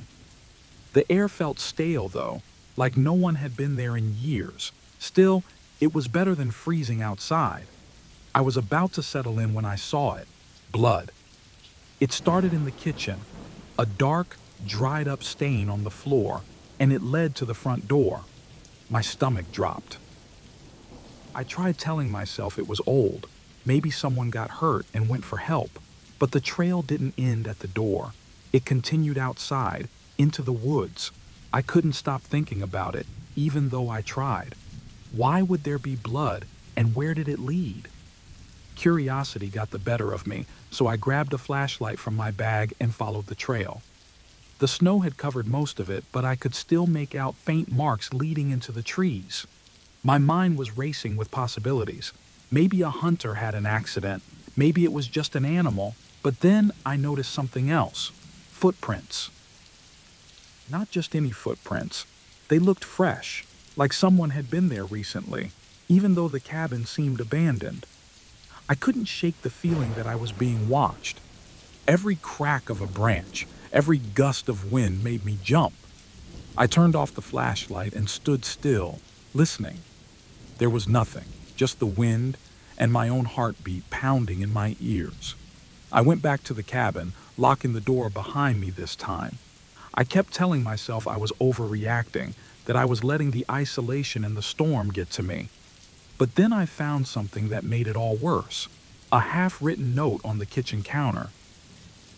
The paper was yellowed, old, but the ink was smudged like someone had been writing in a hurry. I could only make out a few words. Not safe. Gone. Watching. My throat tightened. What wasn't safe? Who was gone? And who was watching? I paced around the cabin, trying to calm down, but every time I glanced out the window, it felt like something was out there, just beyond the trees. I considered leaving, but the storm was too strong. I was stuck. Night fell, and the cabin felt smaller, more suffocating. I tried to sleep, but every sound jolted me awake. Then I heard it, faint, almost like whispering, coming from outside. I froze, my heart pounding in my chest. Slowly, I got up and peered out the window. That's when I saw it. A shadowy figure standing at the edge of the woods, just barely visible through the falling snow. They weren't moving, just standing there, watching. Panic surged through me. I grabbed my things, threw on my jacket, and decided to make a run for it. I didn't care how bad the storm was anymore. I wasn't staying in that cabin. But as I opened the door, I saw something that made me stop in my tracks. More footprints, surrounding the cabin, like someone had been circling it while I was inside. My breath caught in my throat. I felt trapped, like there was no way out. The figure was still there, standing in the same spot, not moving. I had no choice. I bolted out the door, running toward the woods, following the bloodstains again, hoping they would lead me somewhere safe. The snow was thick, making it hard to move fast, but I kept going, the cold biting into my skin. I didn't look back. I couldn't. All I could do was keep running, following the trail of blood until it led me to something I didn't expect. A grave. It wasn't big, just a small mound of disturbed earth, barely visible under the snow. My chest tightened as I realized what I was looking at. The blood hadn't just led into the woods, it had led here, to this grave. I turned around, hoping to find a way out, but the figure from before was gone. My heart pounded harder. Had I imagined them? Was my mind playing tricks on me? But then I saw something that made me freeze in place. More footprints, leading back to the cabin. My own. I had been walking in circles. That's when I heard it. A soft crunching sound, like footsteps in the snow, getting closer. I turned around, and there they were. The same shadowy figure, standing only a few feet away now. Their face hidden by the snow. I wanted to scream, but the cold had stolen my breath. The figure took a step forward, and I turned and ran again, faster this time, but I could hear them behind me following. I don't know how long I ran or if I even got away. All I know is the cabin is still out there. So is the grave. And maybe so is the figure, waiting for the next person to stumble into the storm.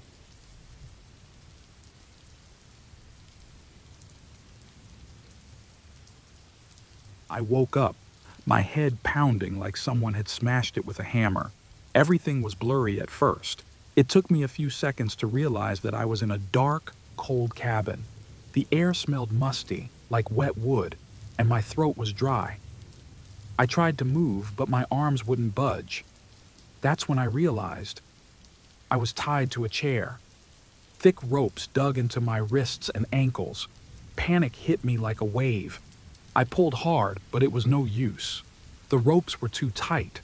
I had no idea how I got here, or why I was even in this place. My mind was blank. The last thing I could remember was walking to my car after work, and now this? I could hear muffled voices outside the cabin.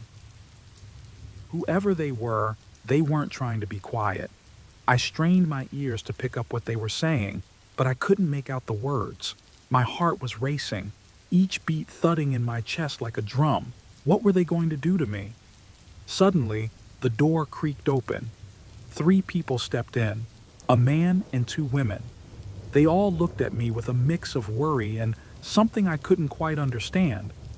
The man stepped forward, his voice low and calm. He said they weren't going to hurt me, but that they had brought me here for my own safety. From what? I asked, my voice shaking. They didn't answer. The man just stared at me for a moment, then walked away, leaving me tied to the chair.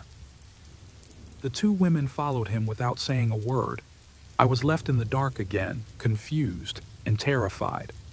They were acting like they knew me, but I didn't recognize any of them. And why tie me up if they were really trying to protect me? It didn't make sense. My mind was racing, trying to make sense of it all, but it only made me more anxious.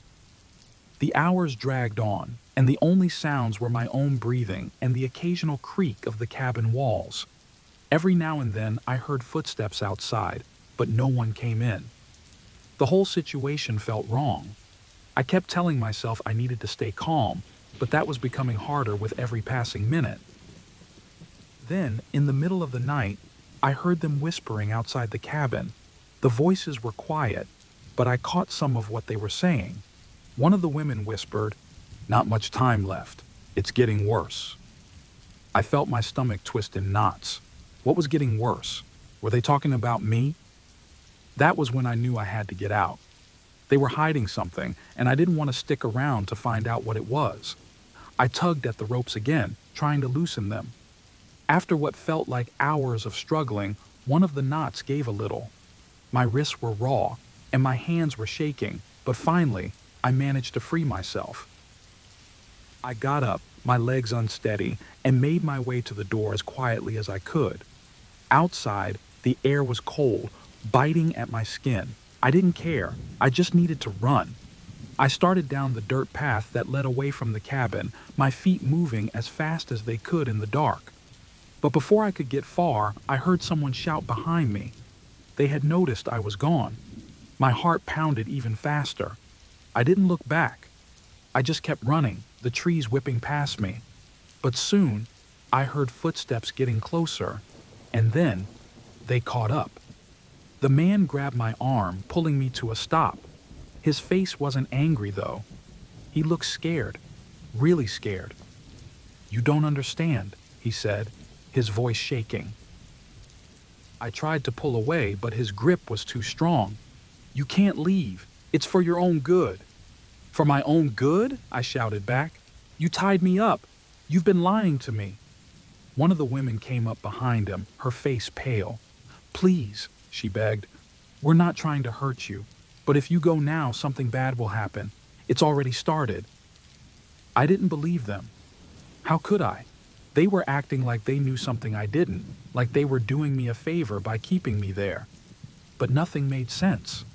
I wanted to scream, to fight them off, but something in their eyes made me pause. They weren't lying, or at least, they believed what they were saying. Before I could argue, the man spoke again. "You were going to do something terrible," he said quietly, "before we stopped you." My breath caught in my throat. "What are you talking about?" I asked, my voice barely a whisper. But they didn't answer. Instead, the woman stepped forward and handed me something. A small, crumpled piece of paper. My hands were shaking as I unfolded it. Inside was a photo, my photo, and below it, a few words scribbled in messy handwriting. "You are the danger." I stared at it, my mind spinning.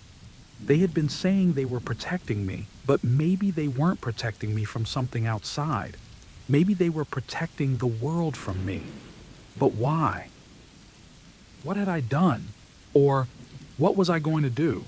I couldn't remember anything about how I got there, but now I wasn't sure I wanted to. The man let go of my arm, his face full of pity. "You don't remember, do you?" he asked softly. I didn't, but as I stood there, staring at that photo, I couldn't shake the feeling that they were right.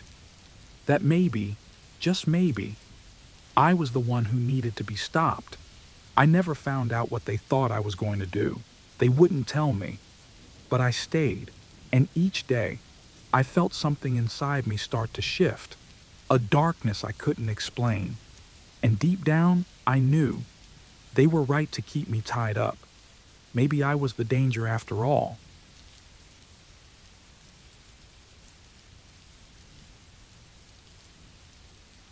I bought the cabin for a steal. It was far from town, nestled deep in the woods. It needed a lot of work, but I liked that about it. I liked the quiet, the isolation.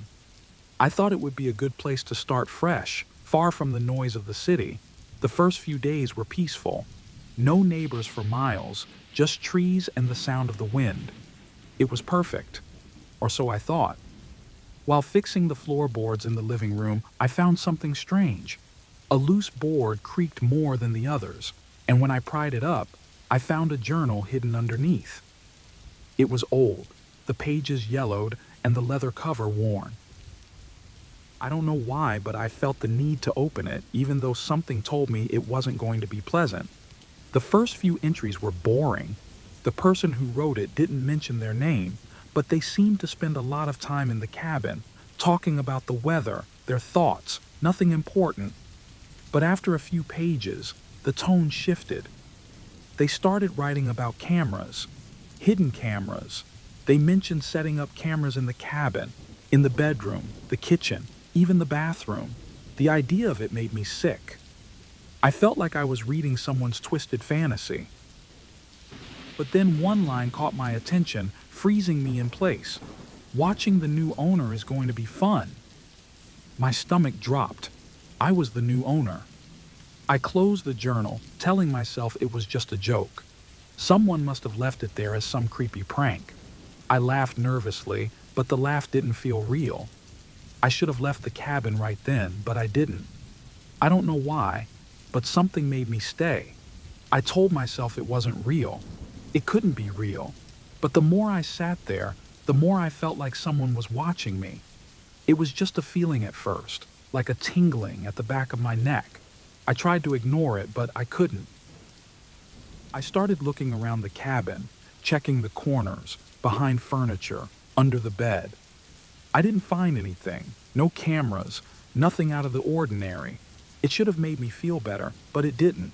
If anything, it made the feeling worse. I tried to go back to my repairs, but my mind kept drifting back to the journal. Eventually, I couldn't resist. I picked it up again and flipped to where I left off. The next few entries were even more disturbing. The writer described watching me. Not someone like me, but me. They wrote about how I spent my mornings, what time I went to bed, how long I spent in the shower. The details were too specific. They mentioned things I hadn't told anyone. That's when I knew this wasn't just a story.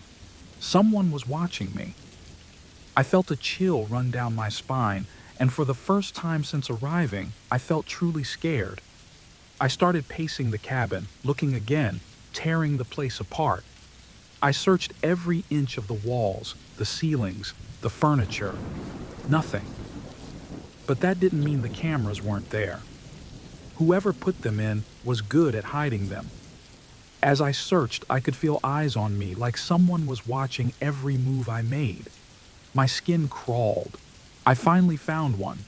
A tiny camera, no bigger than a button, hidden in the corner of the ceiling. It was so small, I almost missed it. But once I saw it, I couldn't unsee it. I checked the other rooms, and sure enough, there were more. One in the kitchen, another in the bathroom. Every room had at least one, maybe more. I felt violated, like my privacy had been stolen from me. I yanked the cameras out, but it didn't help. Whoever had put them there had already seen enough. I couldn't shake the feeling that they were still watching, even without the cameras. I grabbed my phone to call someone, anyone, but of course, there was no signal. The nearest town was miles away, and it was getting dark. I thought about leaving, but something made me stay. Maybe it was the fear of being watched, or maybe it was something else. I wasn't thinking straight anymore. The journal felt like a trap, like it had lured me into this nightmare, and I couldn't escape. That night, I couldn't sleep. Every creak of the cabin made me jump. Every shadow felt like a figure standing over me. I kept thinking about the journal, about the cameras. I knew I should leave, but I couldn't bring myself to do it. I kept telling myself I'd leave in the morning. But then I found the last page of the journal. I hadn't noticed it before, but it was tucked in between two pages. It was written in a different handwriting, rough and rushed, like the person was in a hurry. The words made my blood run cold. It described everything I was doing at that very moment, sitting on the couch, holding the journal, reading it. The writer knew what I was doing, even what I was thinking. My heart pounded in my chest as I read the final line.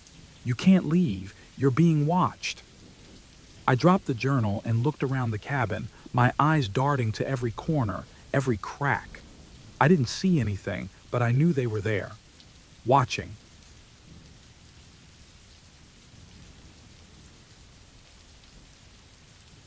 I went hiking that day because I needed to clear my head. It was supposed to be simple, just a few hours on a familiar trail. I'd done it before. No map, no guide. I thought I knew the way well enough. The weather was good, the forest was quiet, maybe too quiet. The first sign something was wrong was when the sun started sinking lower, faster than I expected. I had been walking for hours, and nothing looked familiar anymore. The trees around me felt like they were closing in. The path beneath my feet was harder to follow. I checked my phone, but of course, there was no signal. I kept telling myself I was fine, but the truth was, I was lost. The shadows were getting longer, and my chest tightened as the air seemed colder. I tried to backtrack, find my way, but every turn seemed wrong. My footsteps echoed louder, and I could feel the panic setting in. I didn't want to admit it, but the quiet forest had started to feel more like a trap. That's when I saw the cabin. It was small, barely visible between the trees, like it didn't want to be found. The door was wide open. Something about it made me stop. The woods were empty, but the silence around the cabin felt heavier. I told myself I had no choice. I needed help, or at least a place to rest until I figured things out. So I walked toward it, every step heavier than the last. Inside, it smelled bad. A thick, rotting odor. My stomach turned. At first, I didn't see anything unusual. Just an old, dusty place with furniture that hadn't been moved in years. But then I saw them. The family. They were sitting in the corner, slumped together on the floor. 2 adults and a child.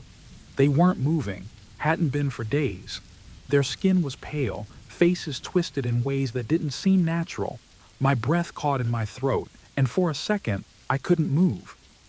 My body felt like it had forgotten how to breathe. What was I supposed to do? I wanted to leave, but my legs wouldn't listen. My mind raced. What happened here? Who did this? And why was the door wide open? I was about to turn and run when I heard it. A creak, like someone stepping on an old floorboard.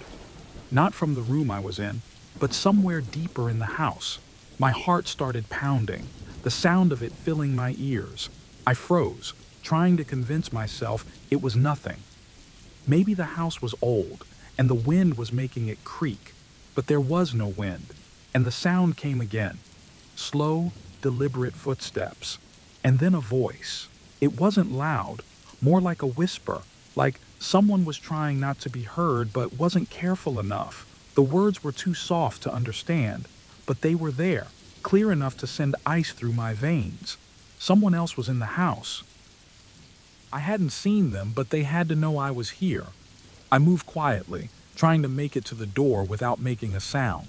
My hands shook, and every step I took seemed to echo through the cabin, even though I was trying to be as quiet as possible. But the footsteps behind me were faster now. They weren't in a hurry, just getting closer, like whoever it was wanted to take their time. I could barely breathe. I told myself not to look back, not to listen to the voice, but then I heard it again, this time clearer, closer.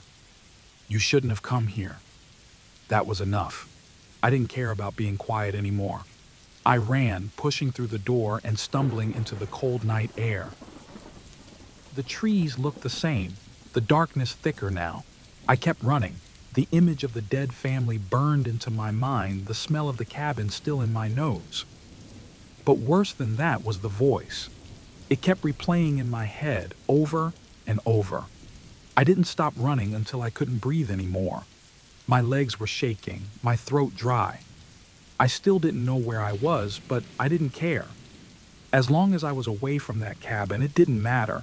But here's the thing, I can't stop thinking about it. Who was in that house?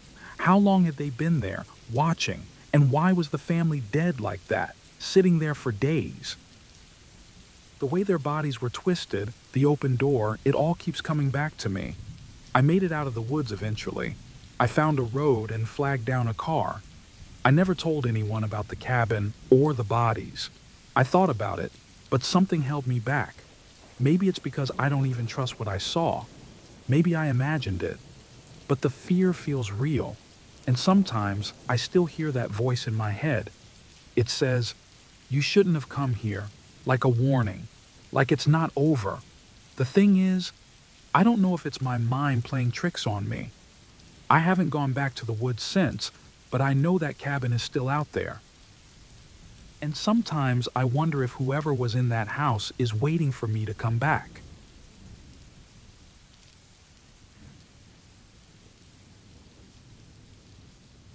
I was invited to a cabin for the weekend by a group of friends.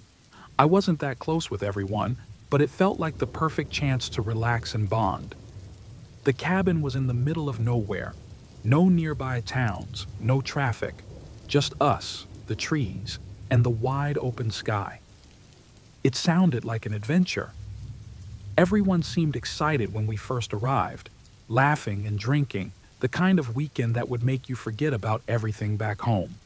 The first night was perfect. We played games, told old stories, and stayed up way too late. It felt like nothing could go wrong. The next morning, when I woke up, something was off. One of my friends, Jason, was missing. No one panicked at first. We thought maybe he went for a walk or to take pictures. Jason was always like that, doing his own thing. But as the hours passed and Jason didn't return, I started to feel a knot in my stomach. "Has anyone seen Jason?" I asked, trying not to sound too worried. But no one had. We split into groups to search the area, checking the woods and the nearby lake. Still nothing. The sun started to set, and the mood shifted from confusion to worry. I could see it in everyone's faces, the way their smiles faded into uneasy glances. That night, we stayed quiet. Nobody wanted to say it, but we were scared. The next morning, another friend was gone. This time, it was Lucy. Now, it wasn't just concern, it was full-on panic. There was no signal on our phones. We tried calling out to her, shouting her name into the forest, but all we heard was the wind and the rustling of leaves. Fear settled into my bones. 2 friends, gone, without a trace. We couldn't just leave, not without knowing what was happening, but staying felt even worse. I remember standing at the edge of the forest, staring into the trees, wondering if I was being watched. We all did. The friendly atmosphere from when we arrived had turned cold. Conversations were shorter, eyes darting around the room like we were waiting for something to happen.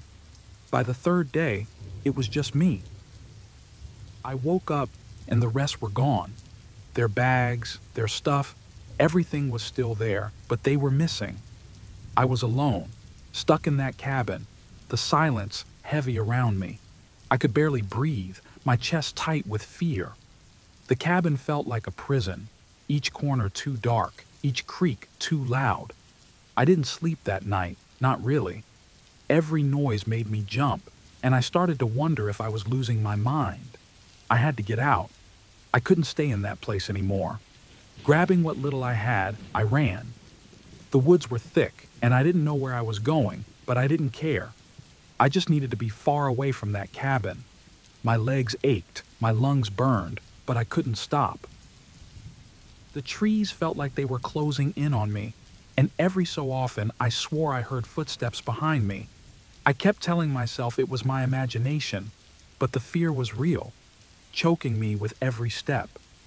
After what felt like hours, I saw a clearing. Relief washed over me, but as I stepped into the open space, my heart dropped. The cabin stood in front of me again.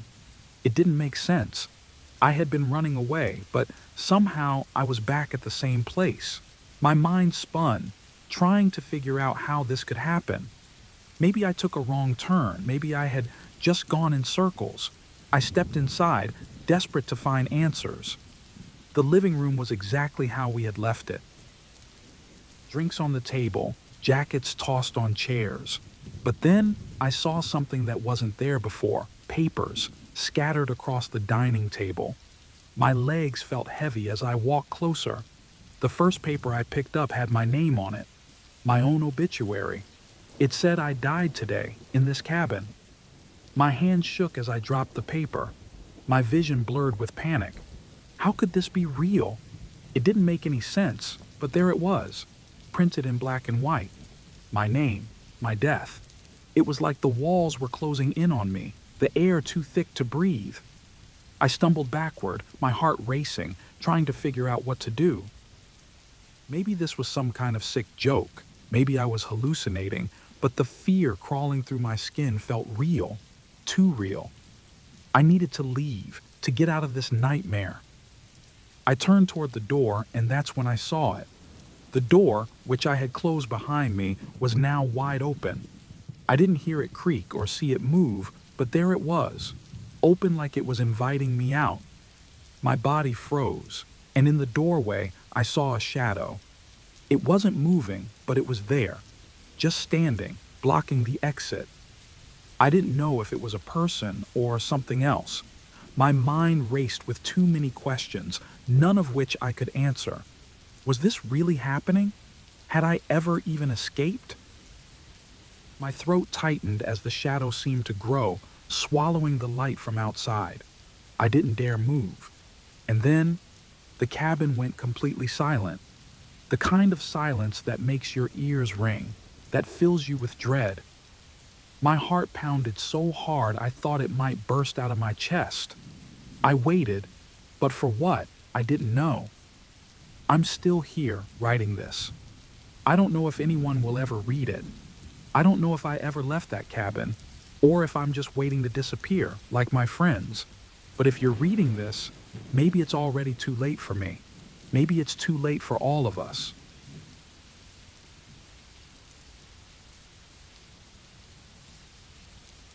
I don't know if anyone will believe this, but I have to get it out. It still haunts me, even though I try to tell myself it didn't happen like this. Maybe I'm remembering wrong. Maybe I was just tired and confused. But when I think about it, everything feels real, too real. Last weekend, I decided to go on a solo hike. The weather was nice, and I thought a few days in the mountains would clear my head. I had my gear, plenty of food, and a solid plan. Everything was going fine until the second day. I was hiking through a more remote area where the trails weren't as clear. I miscalculated the distance I could cover before nightfall, and by late afternoon, I was still far from the nearest campsite. I started feeling the weight of my pack and the tiredness in my legs. Just when I thought I might have to set up camp in the open, I spotted a cabin. It was small, old, and looked abandoned. It wasn't on the map, but I was too exhausted to care. My feet hurt, and the idea of sleeping inside instead of outside was too tempting. I pushed open the creaky door. The place was empty, just bare walls, a dusty floor, and a small window. It didn't look like anyone had been there in years, but it felt safe enough for one night. I figured I'd just lock the door, set up my sleeping bag, and leave early in the morning. When night fell, I couldn't sleep. It was too quiet. I lay there, listening to the sounds of the forest outside. The wind rustled the trees, but every now and then, I thought I heard something else, like footsteps, slow and careful. My heart started racing, but I convinced myself it was just an animal. I was alone after all. No one else was supposed to be out here. Sometime during the night, I must have fallen asleep because the next thing I knew, the sun was coming through the window. I sat up and immediately knew something was wrong. My gear was gone. My backpack, my food, my map, all of it. I searched the cabin, but there was no sign of it anywhere. The door was still locked from the inside, which didn't make sense. My first thought was that maybe I was robbed, but how? That's when I looked outside. There were footprints in the dirt, circling the cabin. Not animal tracks, human footprints. My heart dropped. Whoever made those tracks had been outside while I was sleeping, walking around the cabin, watching me. But there were no other signs, no path leading away, just those footprints. I felt a panic start to rise in my chest. With no gear, I had no food, no way to navigate, and now I wasn't sure if I was alone. I tried to stay calm and think. I decided to follow the trail, hoping maybe I could find whoever took my stuff, but the footprints didn't lead anywhere. They just circled the cabin over and over. I knew I had to get out of there. I grabbed a few things I had left in my pockets. My phone had no signal, but at least I had a lighter and a pocket knife. I started walking, trying to find my way back to the trail I came from, but with each step, I felt like I was being watched. Every rustle in the bushes, every snap of a twig made me jump. After about an hour of wandering, I stumbled upon a small campsite hidden among the trees. My backpack was there. Relief washed over me for a moment, but when I got closer, I realized something was wrong. My gear had been dumped out, scattered everywhere. The food was gone, my map was torn in half, and my water bottles were slashed open. It wasn't just a random robbery. Whoever did this wanted me to feel helpless. Near the campsite, I found more footprints. These were different, though. They weren't mine. They were bigger, deeper, like someone heavy had been walking through there recently. I also saw something that made my stomach turn. A piece of torn fabric, stained with something dark. It didn't look like dirt. I tried to piece it together in my head. Whoever took my stuff was still out here. Maybe they were watching me right now. I felt my throat tighten, fear crawling up my spine. I didn't want to be out there anymore, but I didn't know where to go. It was getting dark again, and I was still far from any help. I had no choice but to go back to the cabin. At least it had a door I could lock. My hands were shaking when I reached it, and by then, it was almost completely dark. I shut the door, locked it, and tried to calm myself down, but the silence was unbearable. Then I heard it again, footsteps. This time, they were closer, slower. I pressed my ear to the door, listening. They were walking around the cabin again, circling it, just like before. I wanted to scream, but I held it in. I just had to wait until morning, I told myself. Just one more night. But when I turned around to check the window, I saw it. A shadow. Inside the cabin, moving behind me. I froze. I hadn't heard the door open. I had locked it, but someone or something was inside with me. I don't remember much after that. I must have blacked out, or maybe I ran. I'm not sure. The next thing I knew, I was waking up in a hospital. A hiker had found me near the trail, wandering alone. They told me I had been out there for days, but I don't remember any of it. I try to tell myself it wasn't real, that I was just dehydrated or hallucinating from the stress. But every night since, I dream of that cabin, and in every dream, the shadow gets closer.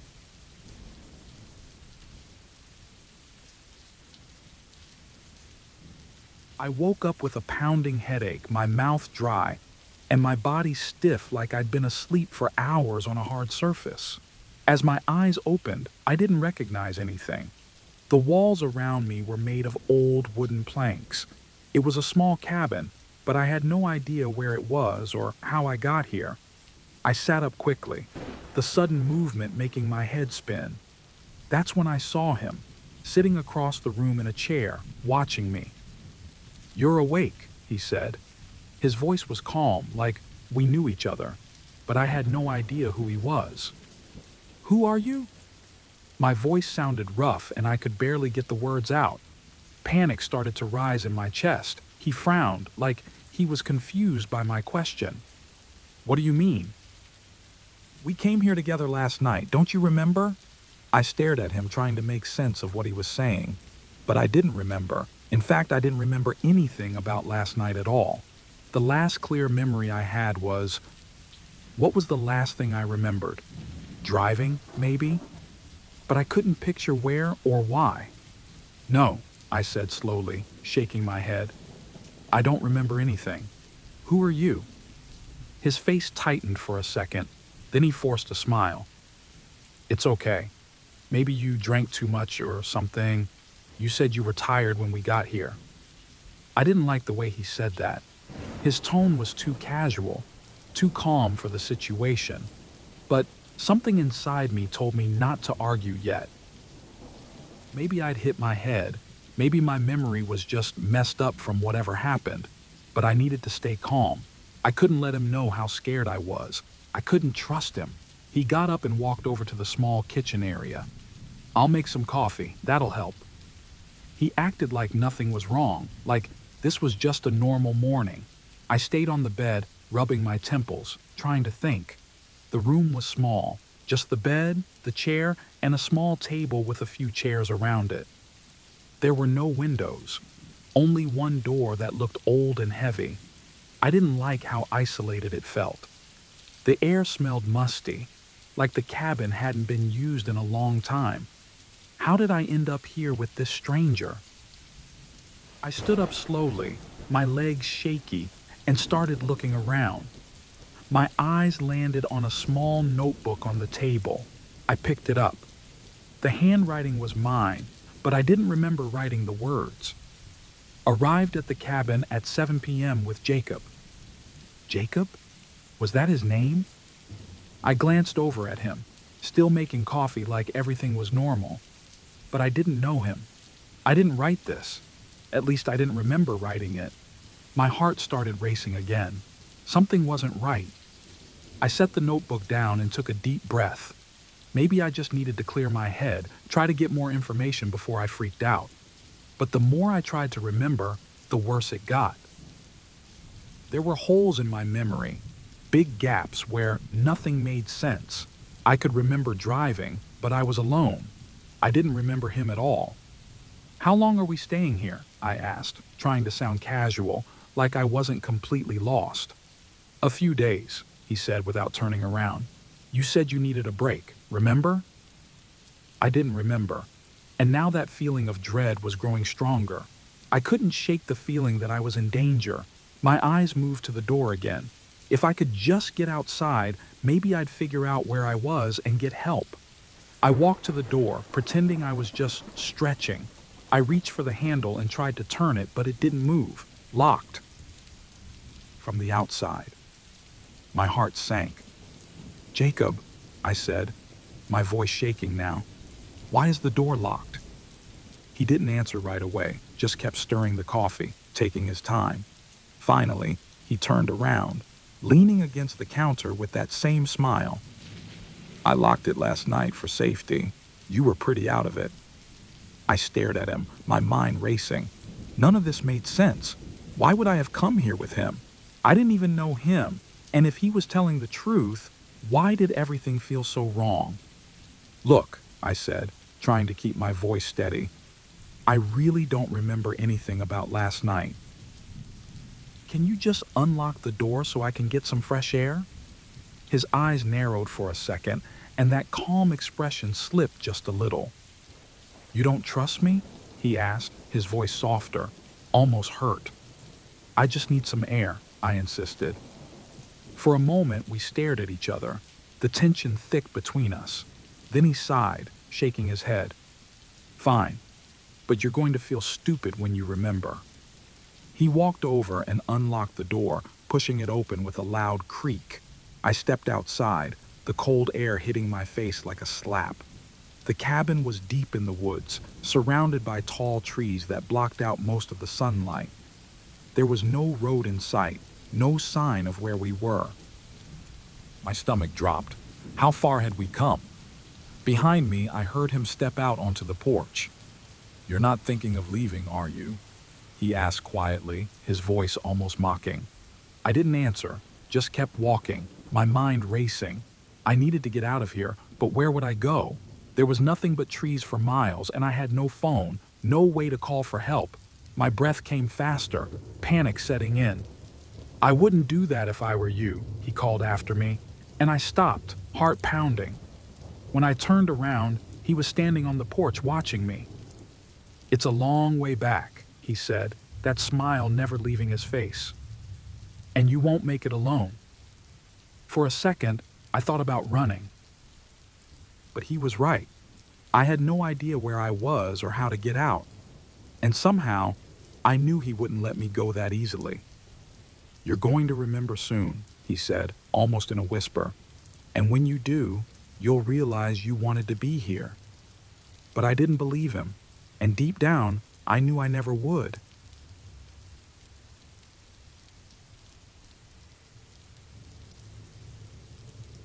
I had been looking for a break, a way to run from everything. So when I found the listing for a secluded cabin deep in the woods, it felt like the answer.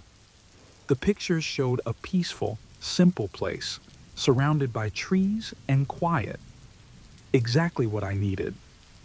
The drive there was long and winding, and the further I got from the city, the more isolated I felt.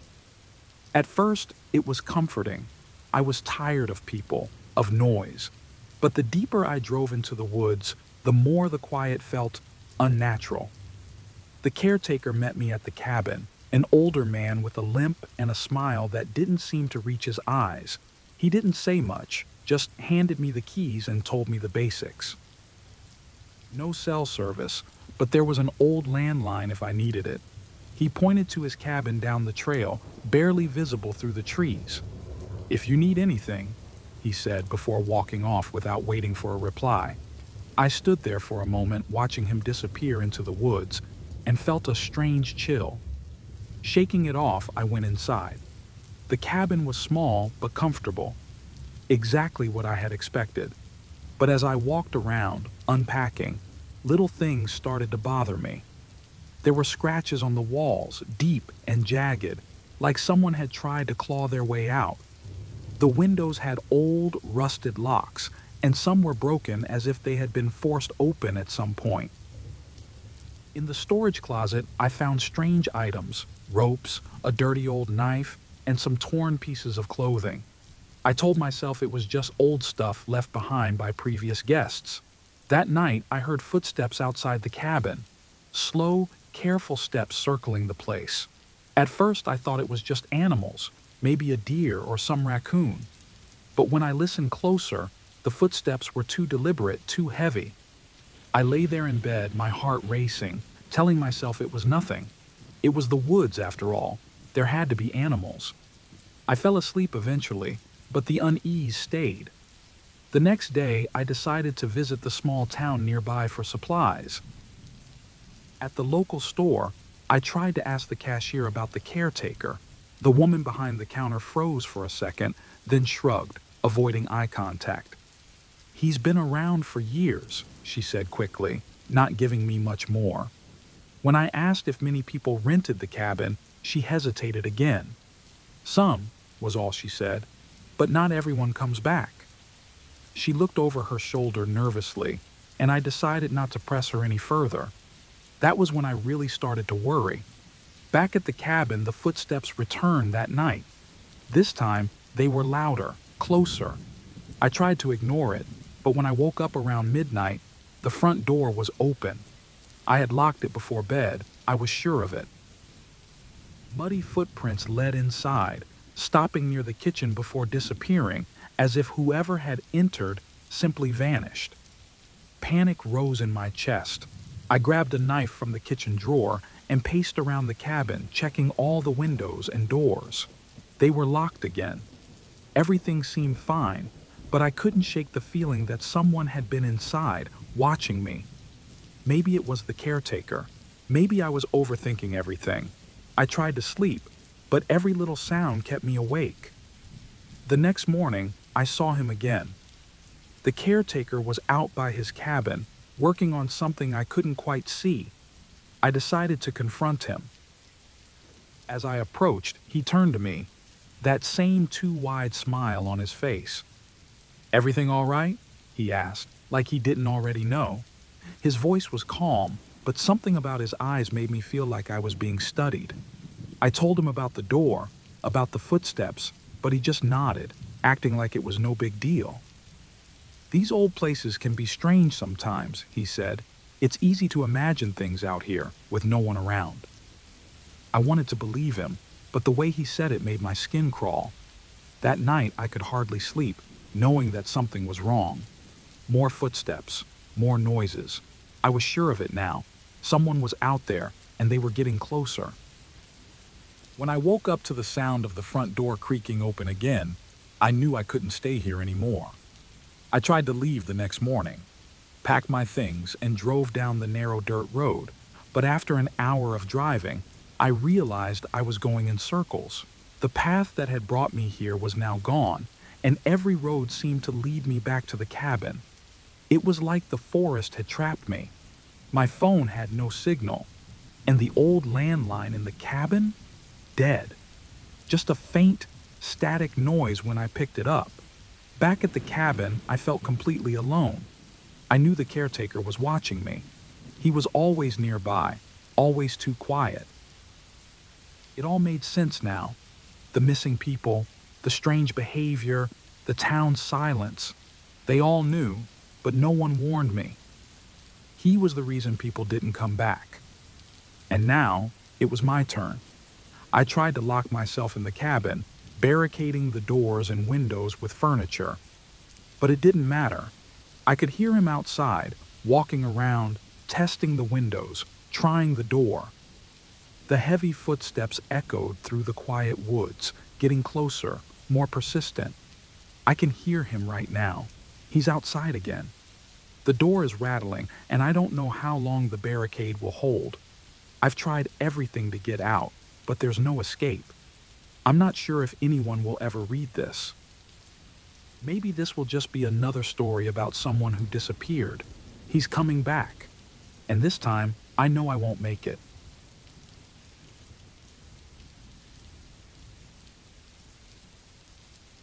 I got an invitation from a friend I hadn't seen in years. It felt strange, but I needed a break, so I didn't think too much. The message said something like, "Come to my cabin for the weekend. It's peaceful here." And I thought, why not? I hadn't been out of the city in a long time, and the idea of fresh air, quiet nights, and catching up sounded perfect. The drive was longer than I expected, and as the road turned into dirt, I began feeling uneasy. The trees closed in, the path got narrower, and there were no signs of life. I hadn't seen a car for hours, but I told myself,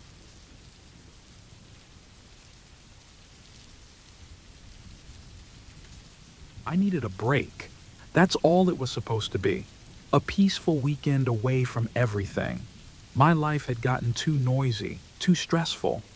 The thought of spending a few days in a secluded cabin sounded perfect.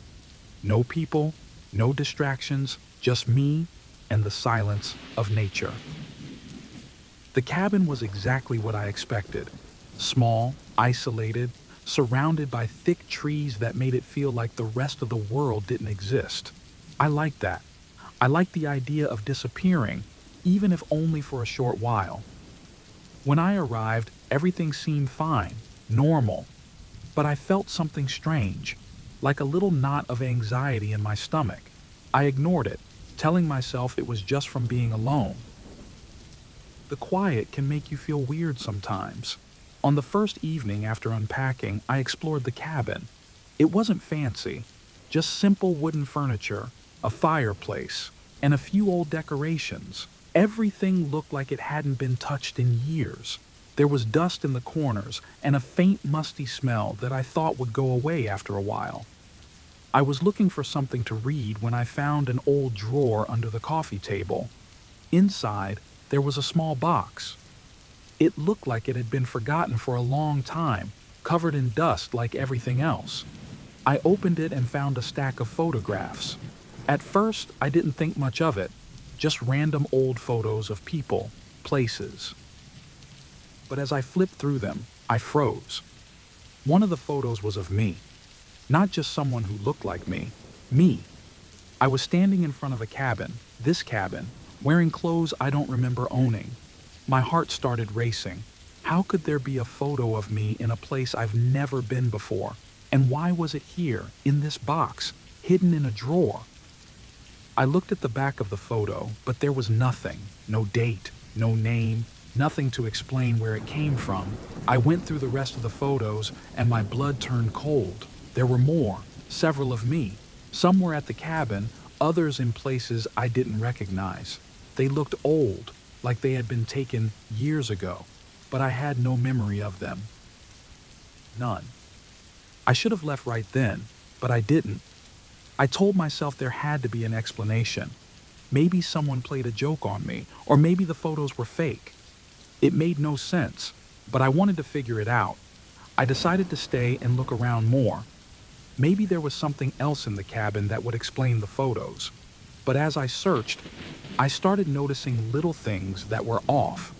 The furniture had strange scratches, like someone had dragged it across the floor. The windows didn't close properly, and I heard faint noises outside, like footsteps or rustling. But every time I looked, nothing was there. I told myself it was just my imagination. I was alone, and my mind was playing tricks on me. But deep down, I felt like I wasn't really alone, like someone was watching me. By the second night, I was getting scared. I tried to sleep but kept waking up to sounds, creaking, soft thuds like someone was moving around in the cabin. I didn't want to think about it, but the fear was growing.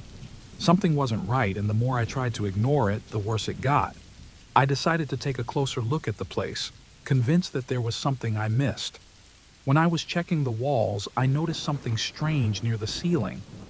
A small black dot that didn't look like it belonged there. I climbed on a chair to get a better look and realized what it was.